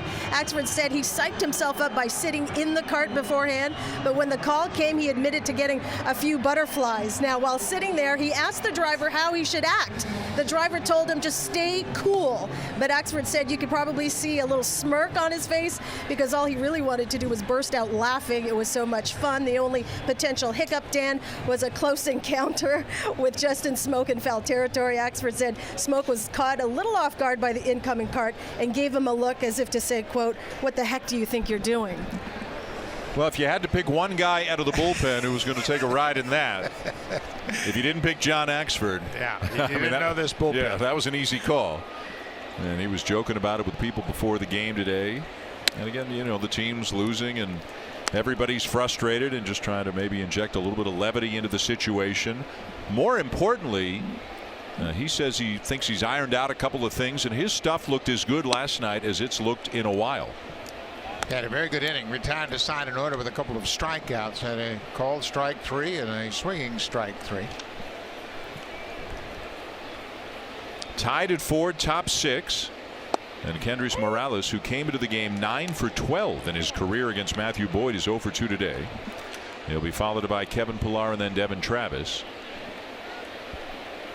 J Happ threw 40 pitches in the bottom of the 5th and is at 106, and got to believe that he's done. That's a big number in 1 inning. Yeah, it sure is. And you know what, we talk about that. You'd like to be around 15, 16 pitches per inning, but he basically threw 3 innings in that 1 inning as the Tigers got 2 runs off him. It looks like he's still there, thinking that he might be coming back out, but as I mentioned, the most he's thrown in a season, in this season, 108 pitches. Well, the Tigers have a switch hitter leading it off in Goodrum, so maybe they're just for that one batter as Morales strikes out.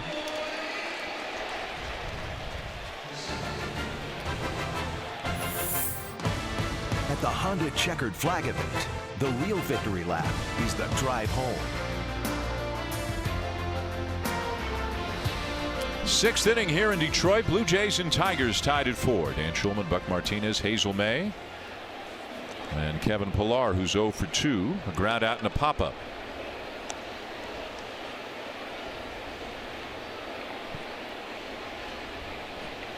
Clouded over a little bit in the last half an hour or so. The lights are on here at the ballpark now, as Pillar lifts a fly ball to left center field, but lots of room for Jones and the second out. You know, the interesting thing about Matt Boyd, we've talked about this throughout the course of the day, is how many awkward swings he's gotten from these Blue Jay hitters today, just by changing speeds on all of his pitches. Watch Pillar hit this ball, but he's already gone, and you can see he's off balance, off stride, because Boyd has done a great job of mixing his speeds along with the pitches. Not only is he throwing multiple pitches for strikes, but he's throwing multiple pitches at different velocities. Iglesias, the shortstop, with another good play. We saw a few of those last night. That's a quick 1-2-3. Tigers coming right back up, bottom 6 in a 4-4 tie.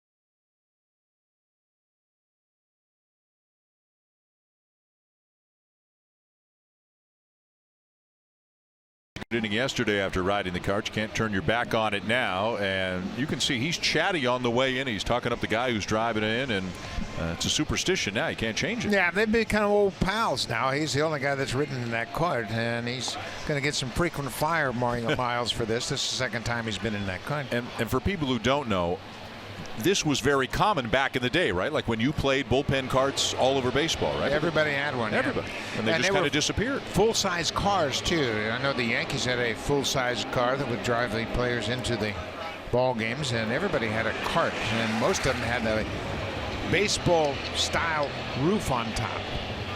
But they all had different little baseball decorations on. But John Exford said, you know what? Last night the ride was good to me. So So he's back in there again in a 4-4 tie, bottom 6, as Goodrum leads it off and takes a strike. Goodrum has struck out and grounded out today. Last night, Axford worked a 1-2-3 eighth inning with a couple of strikeouts and threw 15 pitches.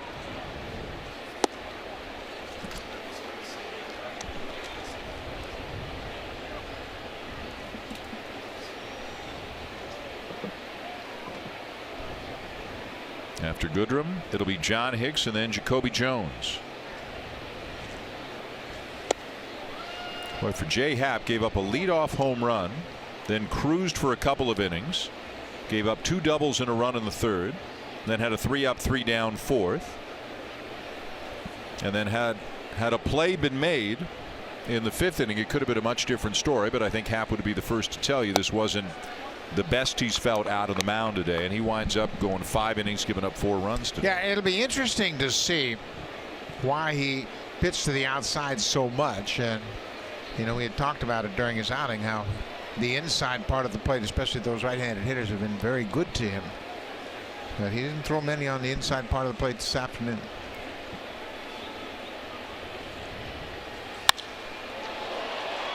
Ball lifted in the air to center field, but lots of room for Pilar.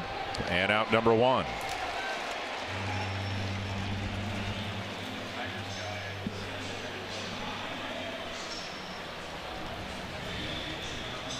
You know, for Axford, because he's been struggling lately, John Gibbons has not put him in these kinds of situations very much recently. But in part, a lot of guys got used. In part, Happ only went 5 today. And in part, I think yesterday's inning might have, you know, warm Gibby up to him a little bit. Yeah, and there have only been 2 guys that have really been consistent going back about the last month, and that's O and Loop, and they've really thrown the ball well. So now I think John's looking for another couple of arms to get hot, and Axford had a good inning last night, so he goes right back to him. But O's been really good, as has Aaron Loop. Hicks a couple of strikeouts today.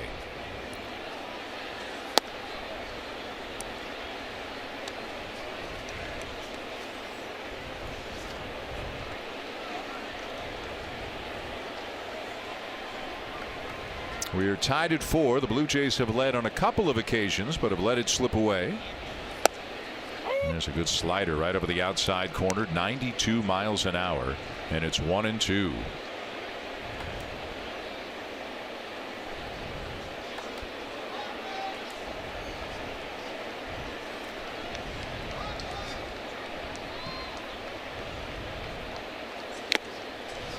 And a strikeout of Hicks for out number 2. Hicks has struck out all 3 times he's come to the plate. Axford using that good fastball. He's got great velocity and late movement on that fastball. You can see the run on that thing up and in, and ties up Hicks. Another strikeout. 3 times he's gone down swinging this afternoon. So 2 down and the base is empty in this tie game, and here's Jacoby Jones, who's popped up and struck out. That was a slower breaking ball. That was a curveball there from Axford that missed for ball 1. When Ax was the closer for the Brewers, it was 4-seam fastball and that big curveball. Those are the weapons he utilized very effectively. But I think now the curveball has become kind of an outdated pitch because it's not called for a strike that often. So pitchers have gone away from it, especially because the strike zone has gotten shorter. It's not as tall as it once was, and that big breaking curveball could be called the strike more often. Pete Walker looking on from the first base dugout for the Blue Jays alongside Jaime Garcia. Up and in with that fastball at 96 for ball 2.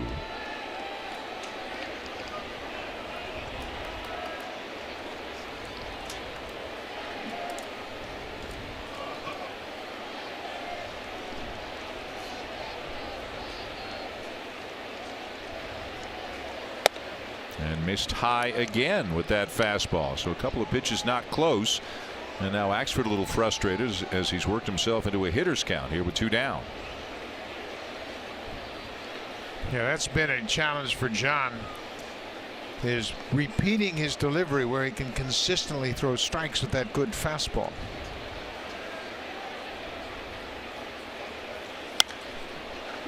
A 3-1 swing and a pop-up, and Solarte's got to play near the bag.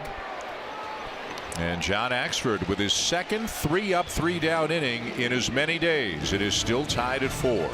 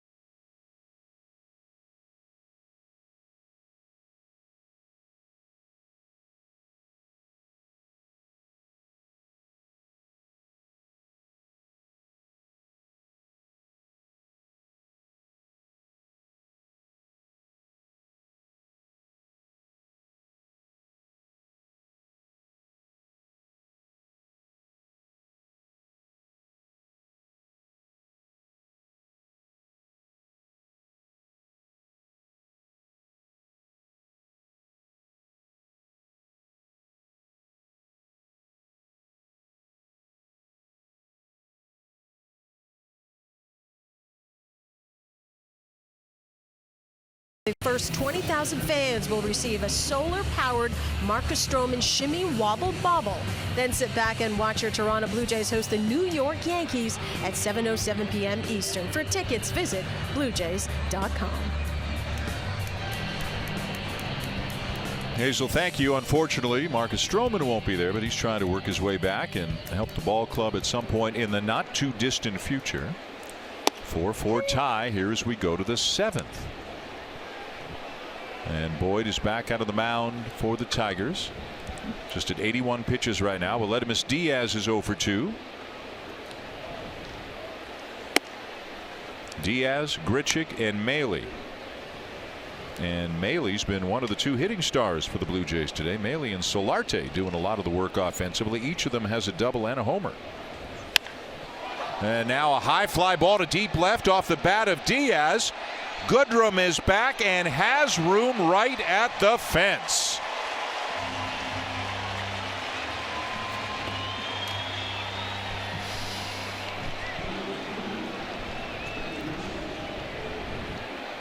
Diaz thought he had enough of it to knock it out of the ballpark.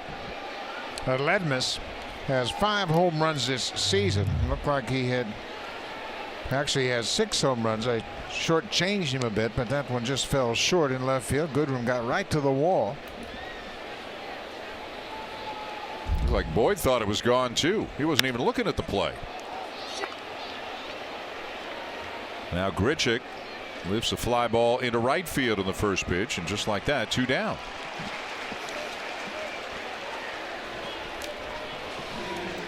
So how about Matthew Boyd, who's been knocked around a little bit today, but because he's been efficient, he's pitching into the 7th inning and he's set down 6 in a row right now. And that's everything a manager wants. Get your starter to give you 21 outs, and then you can really manage the bullpen much more effectively. I think every manager in baseball wants to pitch his bullpen when he chooses to, not when he needs to. And I would think the Tigers are without their closer today, Shane Green. He has pitched in each of the last 3 games and no off days on each of the last 3 days. So I would think that Ron Gardenhire would not want to use Green under any circumstances today. Meanwhile, Boyd's got to be careful with Maile. Maile has doubled and homered off him in his 2 at-bats.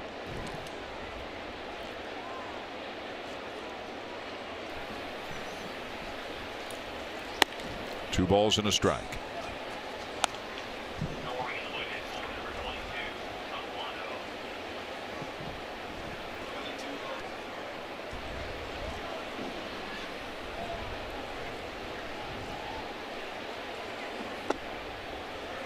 Boyd, one of these guys with a kind of a small windup, just steps back a little bit. No big movements. Just one little step back with the right foot and out of the plate. And he puts Maile on. So that's the third time that Maile's been on base today. But remember, with Hernandez out with the injury, now Boyd gets to face the left-hand hitting Curtis Granderson. Yeah, and he struck out Granderson for his first strikeout of the game back in the 5th in Curtis's first plate appearance.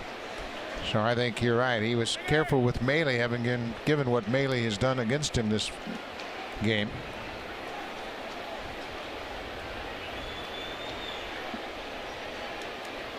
Shift on for the Tigers. 3 on the right side against Granderson.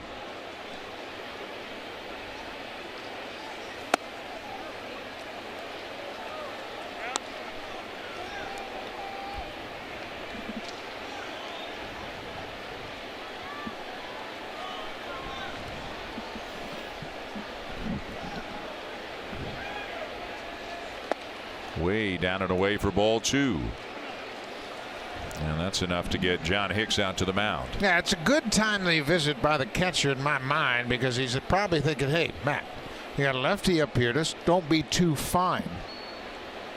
You tried to make perfect pitches and you followed behind 2-0, and you've kind of played into their hand. Let's get back into the strike zone.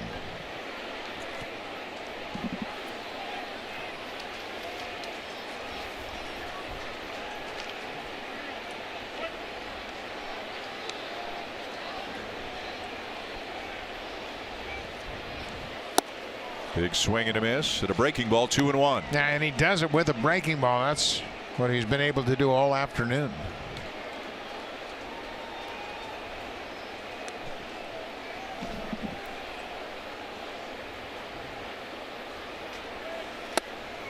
And another one.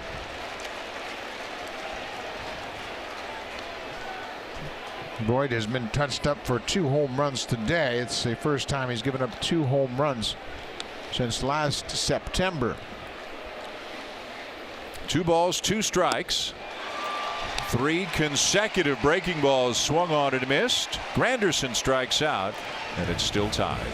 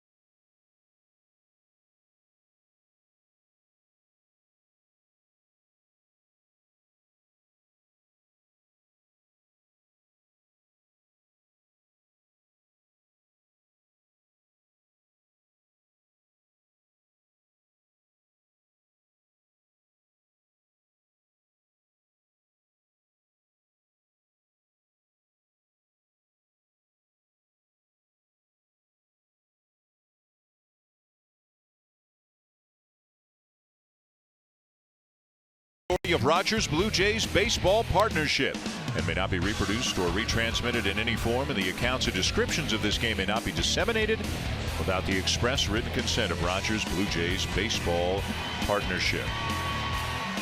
A 4-4 tie here in Detroit. Blue Jay home runs today for Luke Maile and Yangervis Solarte. And as we go to the bottom of the 7th, Buck, John Axford is back out on the mound. Yeah, he sure is. He had a very good inning in the 6th, 3 up, 3 down for Axford. So he's back out there for the 7th. Axford threw just 14 pitches. So he's got enough to come back out and try to do the same this inning. And through 15, Axford did in his inning yesterday. as he starts Jose Iglesias with a curveball outside for ball one.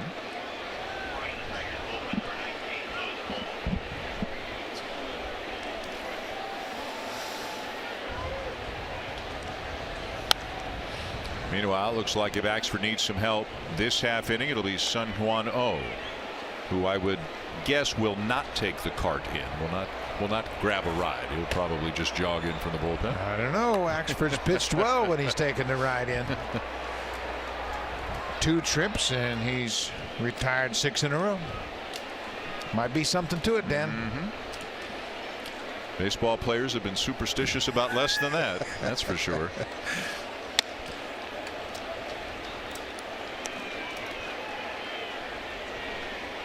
Two balls and a strike on Iglesias, who's flied out and also walked and scored. Blue Jays trailed 1-0, led 2-1, led 4-2, now tied at 4. Wow.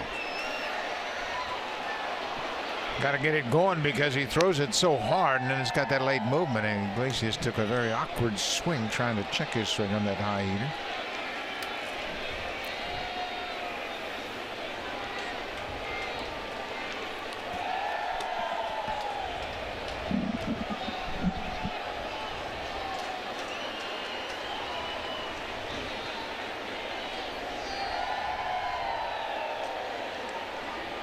Here's the 2-2.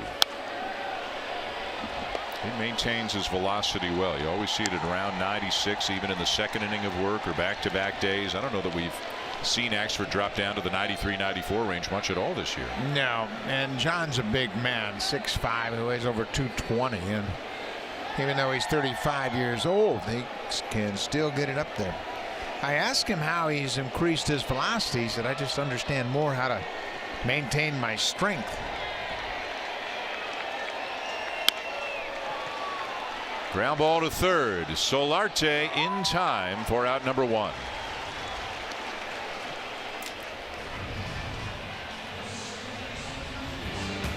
It's time to fire up your senses. Your best experience begins with Broil King. Available at your local Home Hardware. Here's how.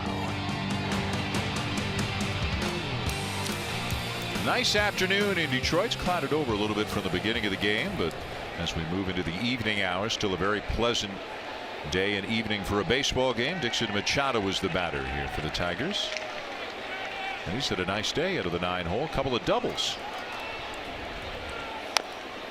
Well, Ron Gardenhire at the start of this series made the announcement that Machado is going to be involved in kind of a platoon situation at second base. He'd been the everyday second baseman up to this point, but his average is .218, even though he has 2 hits, 2 doubles, and he scored a pair of runs. He has not done much with the bat, but maybe that got his attention a little bit. You want to play? Got to hit. You know what? And I think it's been a challenge for managers all throughout baseball in this day and age of guaranteed contracts and guys that have seniority and tenure with the team. It's still about winning, and it's still about producing. And if you don't produce and you're not winning, somebody else is going to play.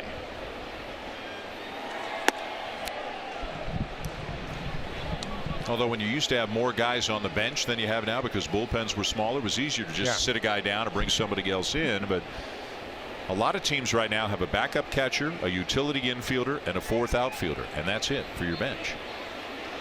That's what the Blue Jays have right now. 3-man bench. Right on the corner, 2-2. I think you could alleviate that problem by pushing relievers to be multiple inning pitchers instead of 1-inning pitchers. And all you got to do is say, hey, you're going to pitch more than 1 inning. So when you get ready for the season, you better get yourself in shape to go out there and pitch more than 1 inning. And Axford's a guy who John Gibbons has said willingly takes the ball for a 2nd inning, as he is doing here today. You know, relief pitchers used to be the worst pitchers on your team, and those were the guys that couldn't start, so you made them relief pitchers. And then of course you had one guy down there that eventually became the closer, but the other guys were all former starters and they could pitch multiple innings. I had a great chat with Jim Cott earlier in the season about it. He said relief pitchers are everyday players. They should be ready to pitch every day. 3-2. And the slider is popped up in foul territory. Smoke coming down the line and makes the catch, and that is the second out. And John Axford's now retired 5 in a row since entering the game. Yeah, and the next guy that comes in for the Blue Jays better take the cart. It's the cart magic that Axford is utilizing right here in Detroit. It's funny that nobody's used it all season, home or away, here in Detroit. Arizona's got it going too. Back to the top of the order, a dangerous hitter here in Candelario. Oh, ready if needed, cart ready if needed.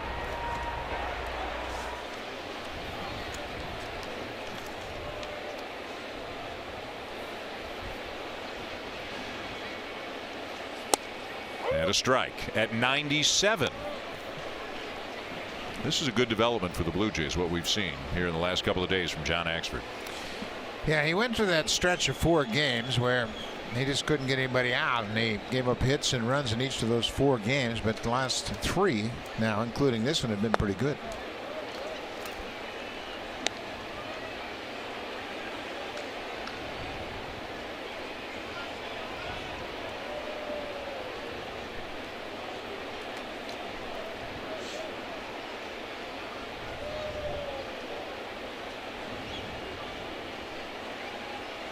Ball and a strike to count. And that's fouled off into the dugout, 1-2. John went through a stretch of games in that Oakland series, 2 games against Oakland. Gave up 2 runs and then 3 runs the next night against Oakland. And then didn't get anybody out in his appearance against the Angels, was charged with a run on 3 hits. Mind you, those 3 hits weren't hit very hard, but he was taken out of the game. Wow. Blows him away at 96. Terrific outing for Axford as he sets down all 6 batters he faces.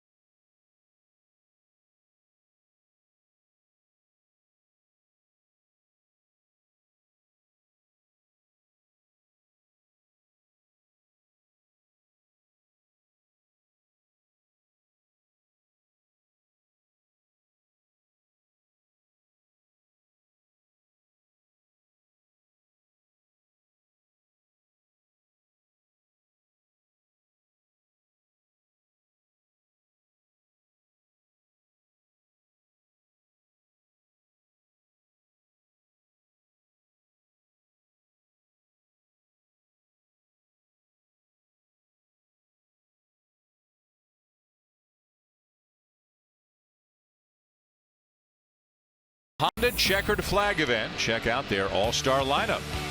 In the 5th inning, Neves Solarte was batting with 2 outs, and he hits a high fly ball into the Tigers bullpen in left field. It was the second home run the Blue Jays hit in that 5th inning. Luke Maile had homered with 1 out. So the Blue Jays go deep twice in that 5th inning against Matt Boyd. For Solarte, his 12th home run of the season.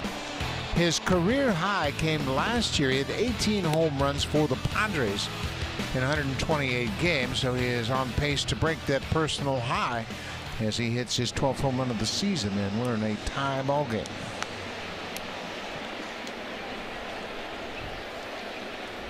And the new pitcher for the Tigers, 32-year-old right-hander Lewis Coleman. Well, Coleman has been very good in his 9 games for the Tigers.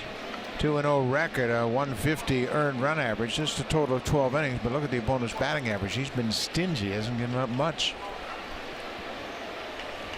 Solarte batting now from the left side against the right-hander Coleman, and he takes a strike. After Solarte, Smoke, and then Morales. 3 consecutive switch hitters in this part of the lineup for the Blue Jays.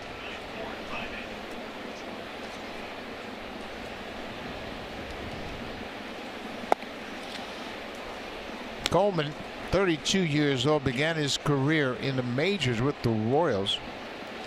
Spent 5 years in Kansas City. 2016, he pitched in 61 games with the Dodgers. Didn't pitch in the big leagues in 2017, but we mentioned this is his 10th game of the year.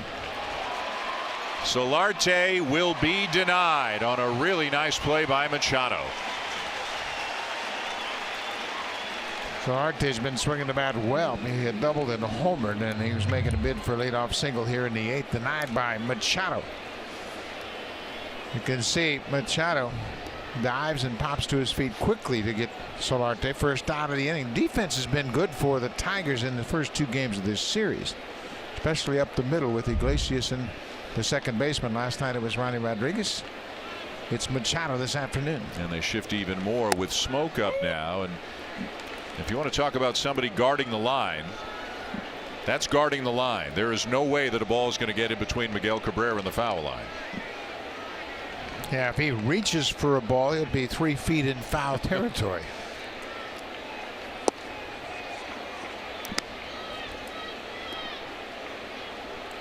Smoke today has walked, had an RBI single, and flied out to center.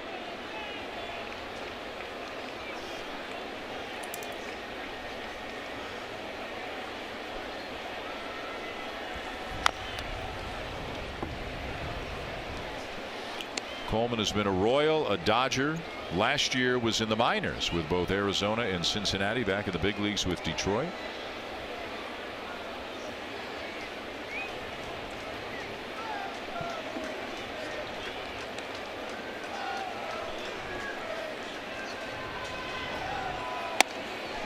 Smoke has hit 2 home runs on this road trip. Hit a home run in Philadelphia in the opener of this road trip, and then he homered in the middle game in Boston.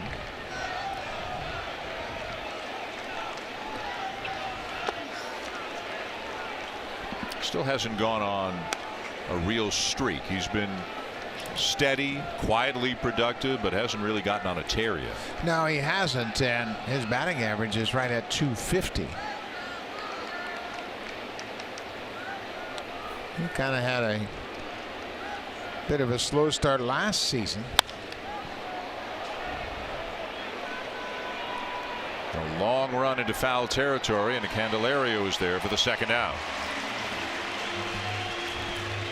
Candelario was shaded almost behind second base when that ball went in the air. He had a long run, and then just before he got to the foul line, he was able to slow down, and that's important because you don't want to run full speed. That ball's going to be bouncing all over the place as you try to make the catch, but he was able to break it down and kind of slow down before he made the catch. Here's Kendrys Morales, who was not able to do any damage against a guy that he had just tormented in his career. Into Matthew Boyd, went 0 for 3 against Boyd after coming into the game 9 for 12 against him. Turns around now to bat from the left side against the right-hander Coleman. Yeah, it was a different Matthew Boyd that Morales faced today than that guy he had those 9 hits against, because Boyd did a great job of mixing up his pitches and throwing all of his pitches for strikes. The Jays have managed just 6 hits, while the Tigers only have 5.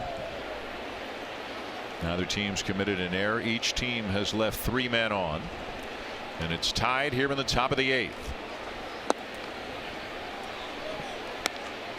1 o'clock start tomorrow. Michael Fulmer on the mound for the Tigers and Aaron Sanchez for the Blue Jays. I think this is a very important start for Aaron Sanchez. He needs to have some positive feedback from his outing tomorrow. It's been a real battle for him this season.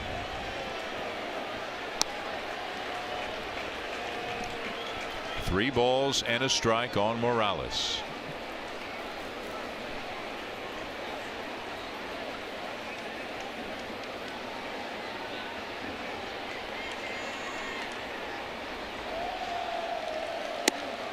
And a strike on a ball that clearly looked to be outside. It's now a full count. All those balls are in the same spot, about 6 inches off the plate, but Coleman has had the benefit of that called strike. Now it's a full count.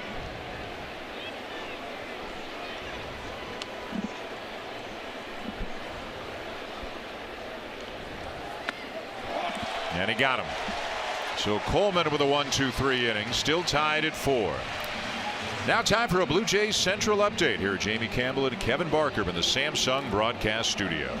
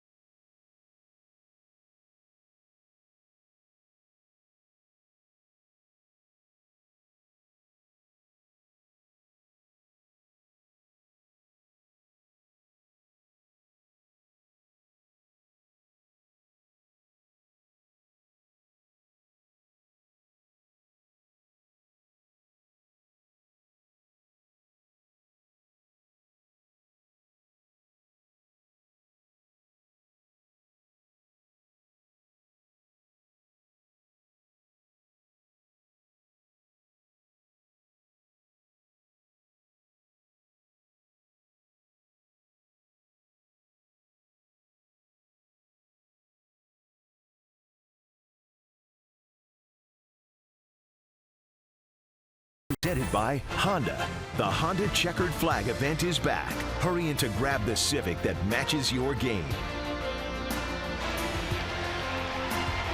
Bottom of the 8th inning here at Comerica Park in Detroit with Buck Martinez and Hazel May. I'm Dan Schulman. It's a 4-4 tie between the Blue Jays and the Tigers.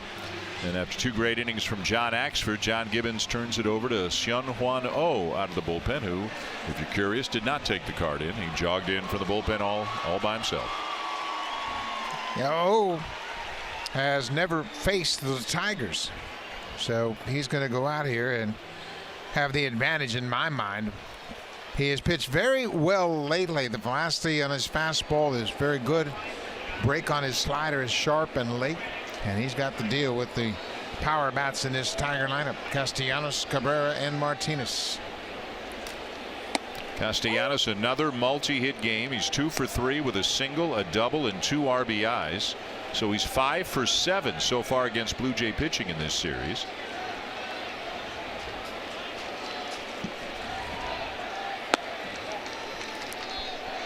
So now he has 24 multi-hit games this season. That's second to Gene Segura of the Mariners. Segura has 25 multi-hit games.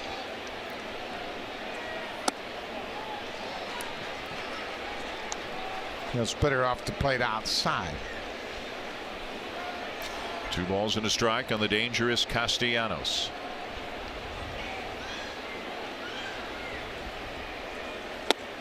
Wow, big rip at that slider that hung up in the zone, actually. Yeah, I was lucky he got away with that one. But that's the one where hitters' eyes will light up. They see the spin and say, oh, it's not breaking. But you can see it almost backed up on him and it tied him up. I was lucky he got that one back. Jams him with a fastball. I think now he's got to throw that strike to ball slider down and away. He's really thrown that ball very well.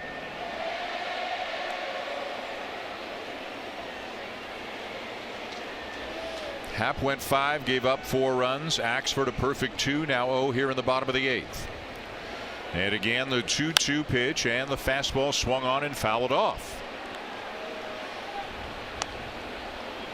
In between innings, the Tigers went to their new thing, the rally goose. We saw him up on the scoreboard. If people don't know the story, Goose was slightly injured but is okay here a couple of days ago, and the team has kind of taken on the persona of the rally goose. It's kind of their mascot and their thing, like the Angels have had the rally monkey for so many years. As Castellanos flips the bat away, unhappy with this at bat as he flies to right field, and Grichuk is there to make the catch. One down. Let's go to Jamie.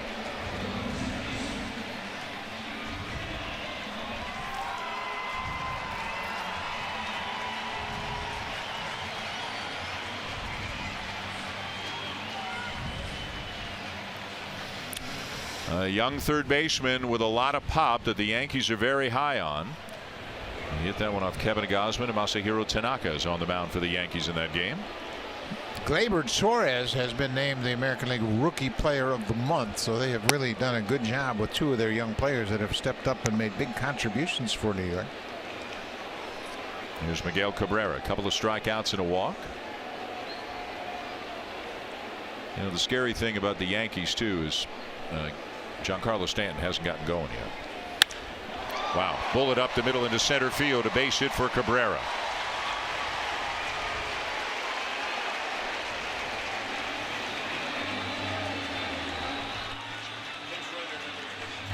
So they're going to run for him. Take a look at this swing. This is a very short swing. Fastball out over the plate, and he hits it right over into center field. So Miguel Cabrera will finish up the afternoon 1 for 3, couple of strikeouts and a walk, and he'll give way to the pinch runner Victor Reyes.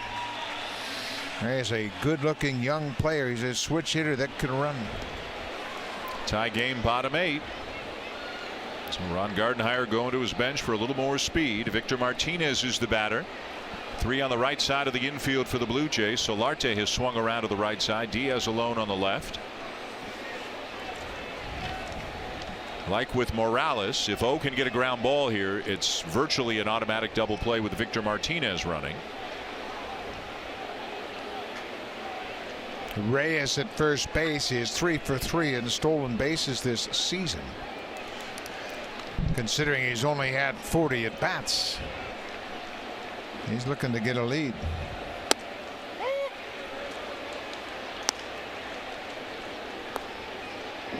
Dave Clark, the third base coach, flashing the signs. Martinez looking down in his direction, and Reyes looking across the diamond as well.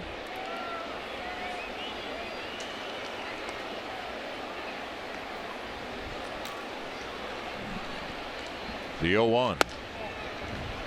And a miss down and away, a ball and a strike.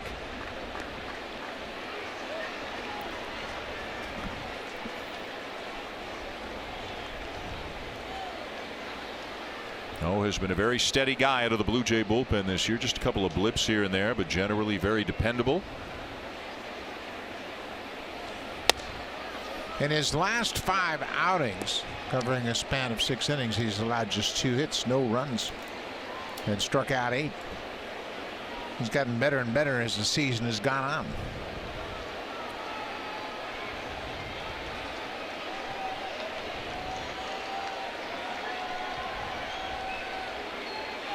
Two and 1, and the pitch. Line to left center field. Granderson racing over, not going to get there, and it skips up into the bullpen. A break for the Blue Jays as Reyes will be sent back to third. He would have scored easily.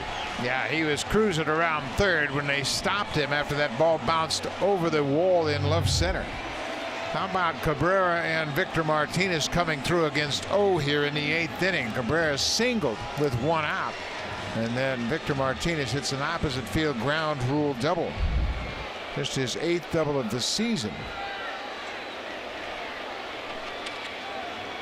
They're trying to come up with a pinch runner, and here he comes finally. Ronnie Rodriguez has come out of the dugout. He will take over as a pinch runner for Victor Martinez at second.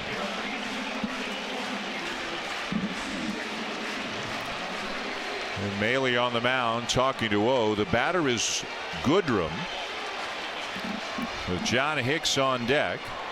And are they going to put him on? Just going to ask you if they are, and they are going to put him on. They'll give him the intentional pass, load the bases, set up a force at the plate, potential double play. This is really kind of interesting. They have used Victor Reyes and they've used Ronnie Rodriguez, but they have Leonis Martin on the bench, who's a left-handed hitter. And of course, Hicks is the backup catcher, so they still have James McCann. I think they might go to Martin, but there's no indication they're going to make a change, as Hicks has struck out 3 times today. So the bases are loaded for the Tigers as they try to break the tie here in the bottom of the 8th.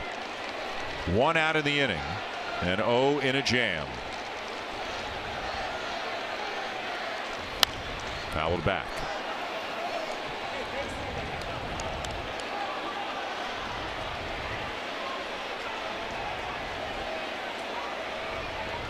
Solarte even with a bag at third. So when a ball hit to him, he'll have a decision to make depending on how hard it's hit. Does he come home? Does he try to go around the horn? Middle infielders at double play depth. Fouled back again. You know, Hicks has struck out all 3 times. First 2 times against the starter Jay Happ, and then the 3rd time against Axford. But he's got 5 home runs and 18 ribbies. He's got some pop.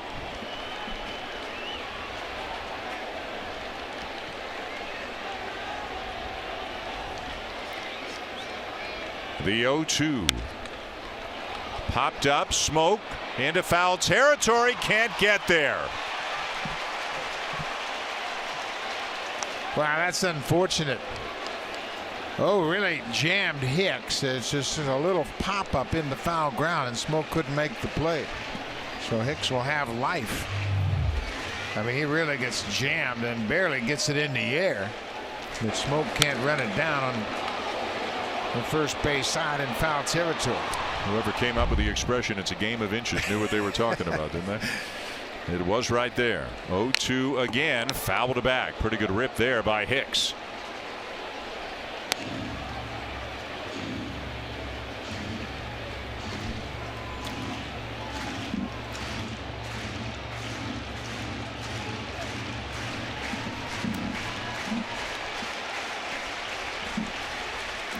So the battle continues. The Tigers try to break the tie here, bottom 8.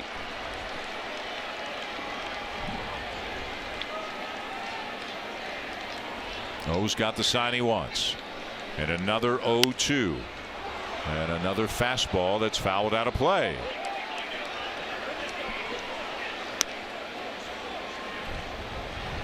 Tim Meza is up in the bullpen, just recalled last night. Power arm from the left side.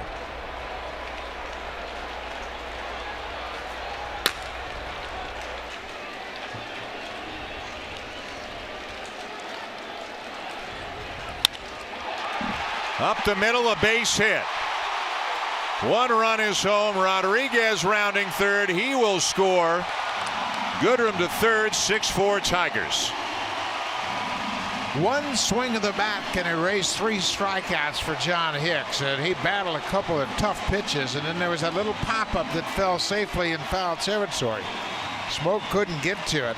He had another opportunity. He gets a breaking ball, and he stays right on it and drives it up the middle. A 2-run single, that outside breaking ball. Look at the extension he had. He reaches for it and pokes it into center field to drive home 2. Reyes, and right behind him, Rodriguez.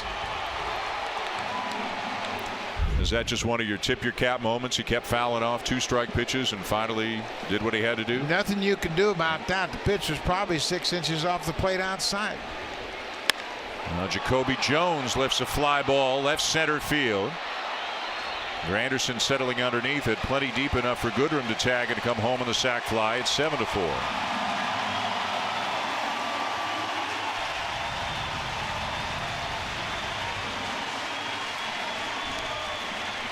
The Tigers are really playing inspired baseball. You can see the atmosphere in that dugout. Everybody involved. They used 2 pinch runners in this inning. The 2 veterans, Cabrera and Martinez, both had big hits in this 8th inning. Hicks delivers a 2-run single, and now the sac fly by Jacoby Jones. Here's Jose Iglesias, and a little bit high for ball 1. Big hits by the veterans, Miguel Cabrera and Victor Martinez, here in the bottom of the 8th inning.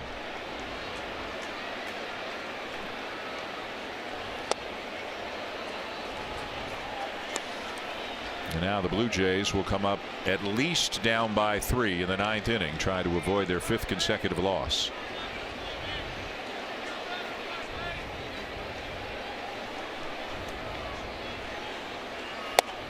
One and two.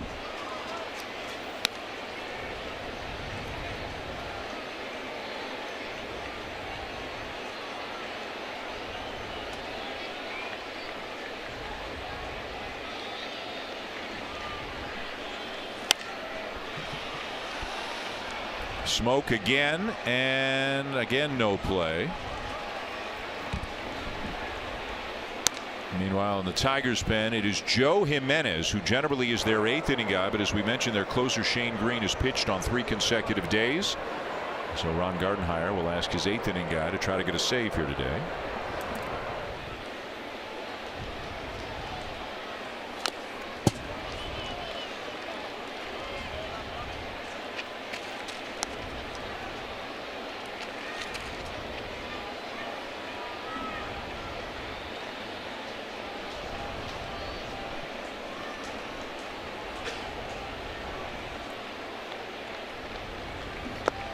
Two balls, 2 strikes. Very difficult part of the lineup for any reliever to work through. He had mentioned that when O took over in the 8th inning. He got Castellanos to fly out to right, and then Cabrera hit a bullet into center field, and Victor Martinez hit an opposite field ground rule double. Shallow left. Granderson's got to play it on a bounce. It'll be a base hit for Iglesias. Up to second goes Hicks.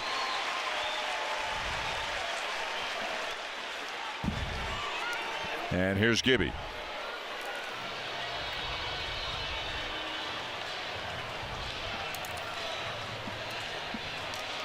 O had been on a pretty good run lately, but it didn't work out for him here this afternoon. Got the first man, and then he gave up back-to-back hits to the veterans.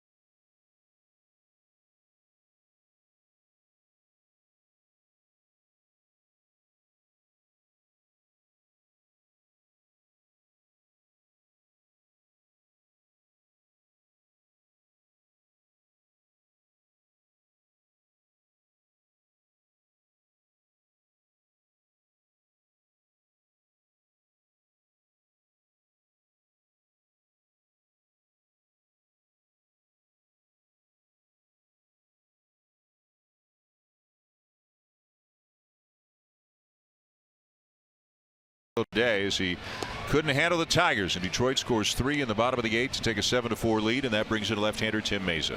Tim Meza has really thrown the ball well, most recently down in AAA Buffalo. Over his last 6 games, he's thrown a total of 7 2/3, allowed 1 run on 4 hits, and has 9 strikeouts.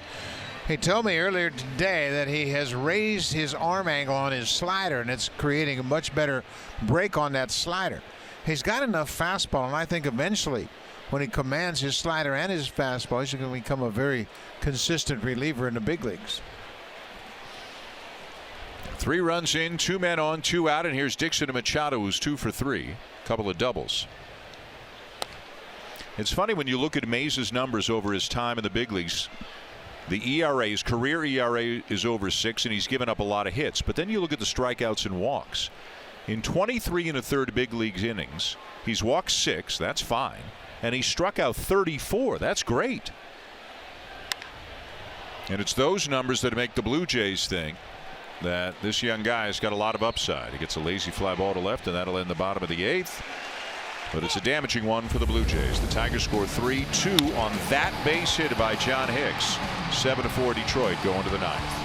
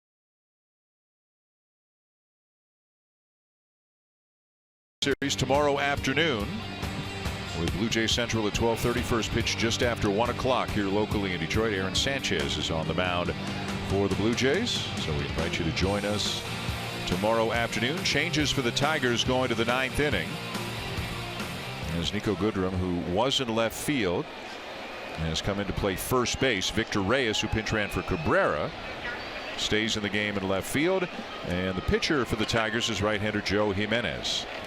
Joe Jimenez, with a save on the line, has never had a big league save. This is his 31st appearance of the season. That leads the American League. He's been a very reliable pitcher working out of the bullpen, but this is his first opportunity to pick up a save. He's racking up the strikeouts, 9.22 strikeouts per 9 innings. Just 23 years of age.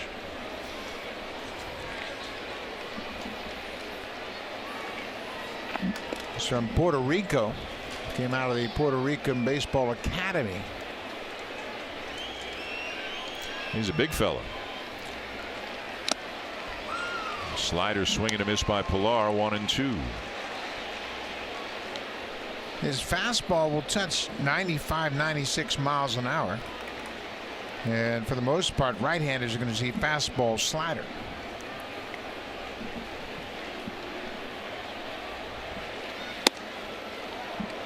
Close but no, and it's 2-2 on Pilar, who's 0 for 3 today. Devin Travis and then Aledmus Diaz scheduled.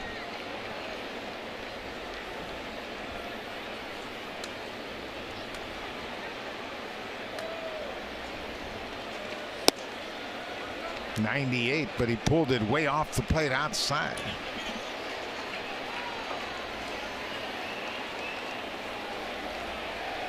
Then Shane Green, the Tigers closers, pitched 3 days in a row. That's why Jimenez is in there trying to close. Tigers getting 3 in the bottom of the 8th to break the tie as Pilar pops it up, and there's room in foul territory for Goodrum. Now for a preview of Sportsnet Central, here is Martin Geyer.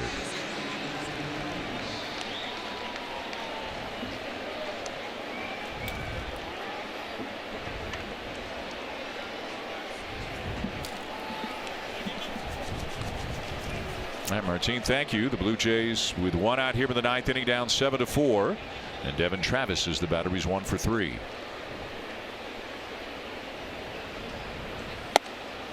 You know, I think, Buck, as we go into the clubhouse before each and every game, I think the players have done a pretty good job of trying to stay upbeat, but day by day it's going to wear on them more and more. Well, you got 4 months of baseball left. Yes. You got to dig down deep and figure out how to turn it around.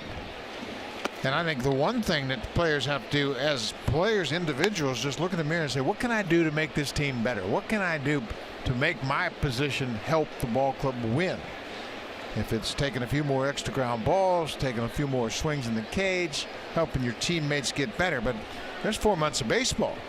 You just can't call off the season because you've had a bad month of May.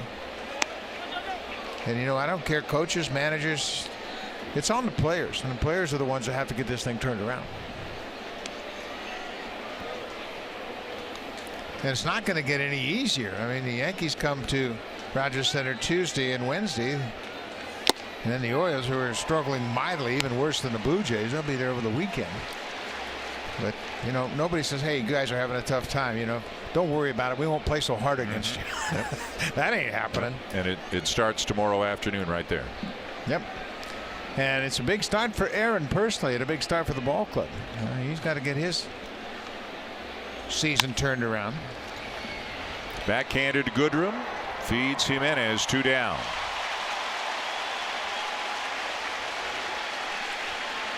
Joey Menace had 56 saves in the minor leagues, including 30 saves during the 2016 season. Had 3 different stops, so he's been down this road before, just never in the big leagues.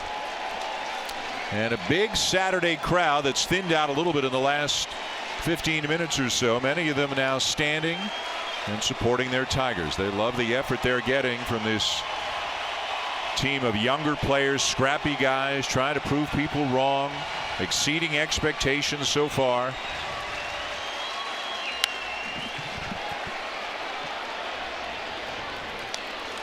Trying to win their 4th straight ball game. Won 7 of their last 10. Sneaking up on the 500 mark. Yeah, they are. Win this game, they'll be 28 and 30.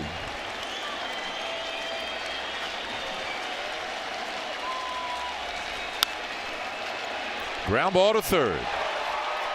And that'll do it. The Tigers hand the Blue Jays their 5th consecutive loss. They score 3 in the bottom of the 8th and beat the Jays 7-4 this afternoon here in Detroit. Now, offensively, the Blue Jays had a little bit of a productive day. They hit a couple of doubles and scored 2 runs in the 3rd. They hit 2 home runs in the 5th, Luke Maley and Yervis Solarte. But the bullpen kind of collapsed in the 8th inning. San Juan O just couldn't get out of that 8th inning. Middle of the order doing the damage. Cabrera, Victor Martinez, and then John Hicks with a very spirited at bat comes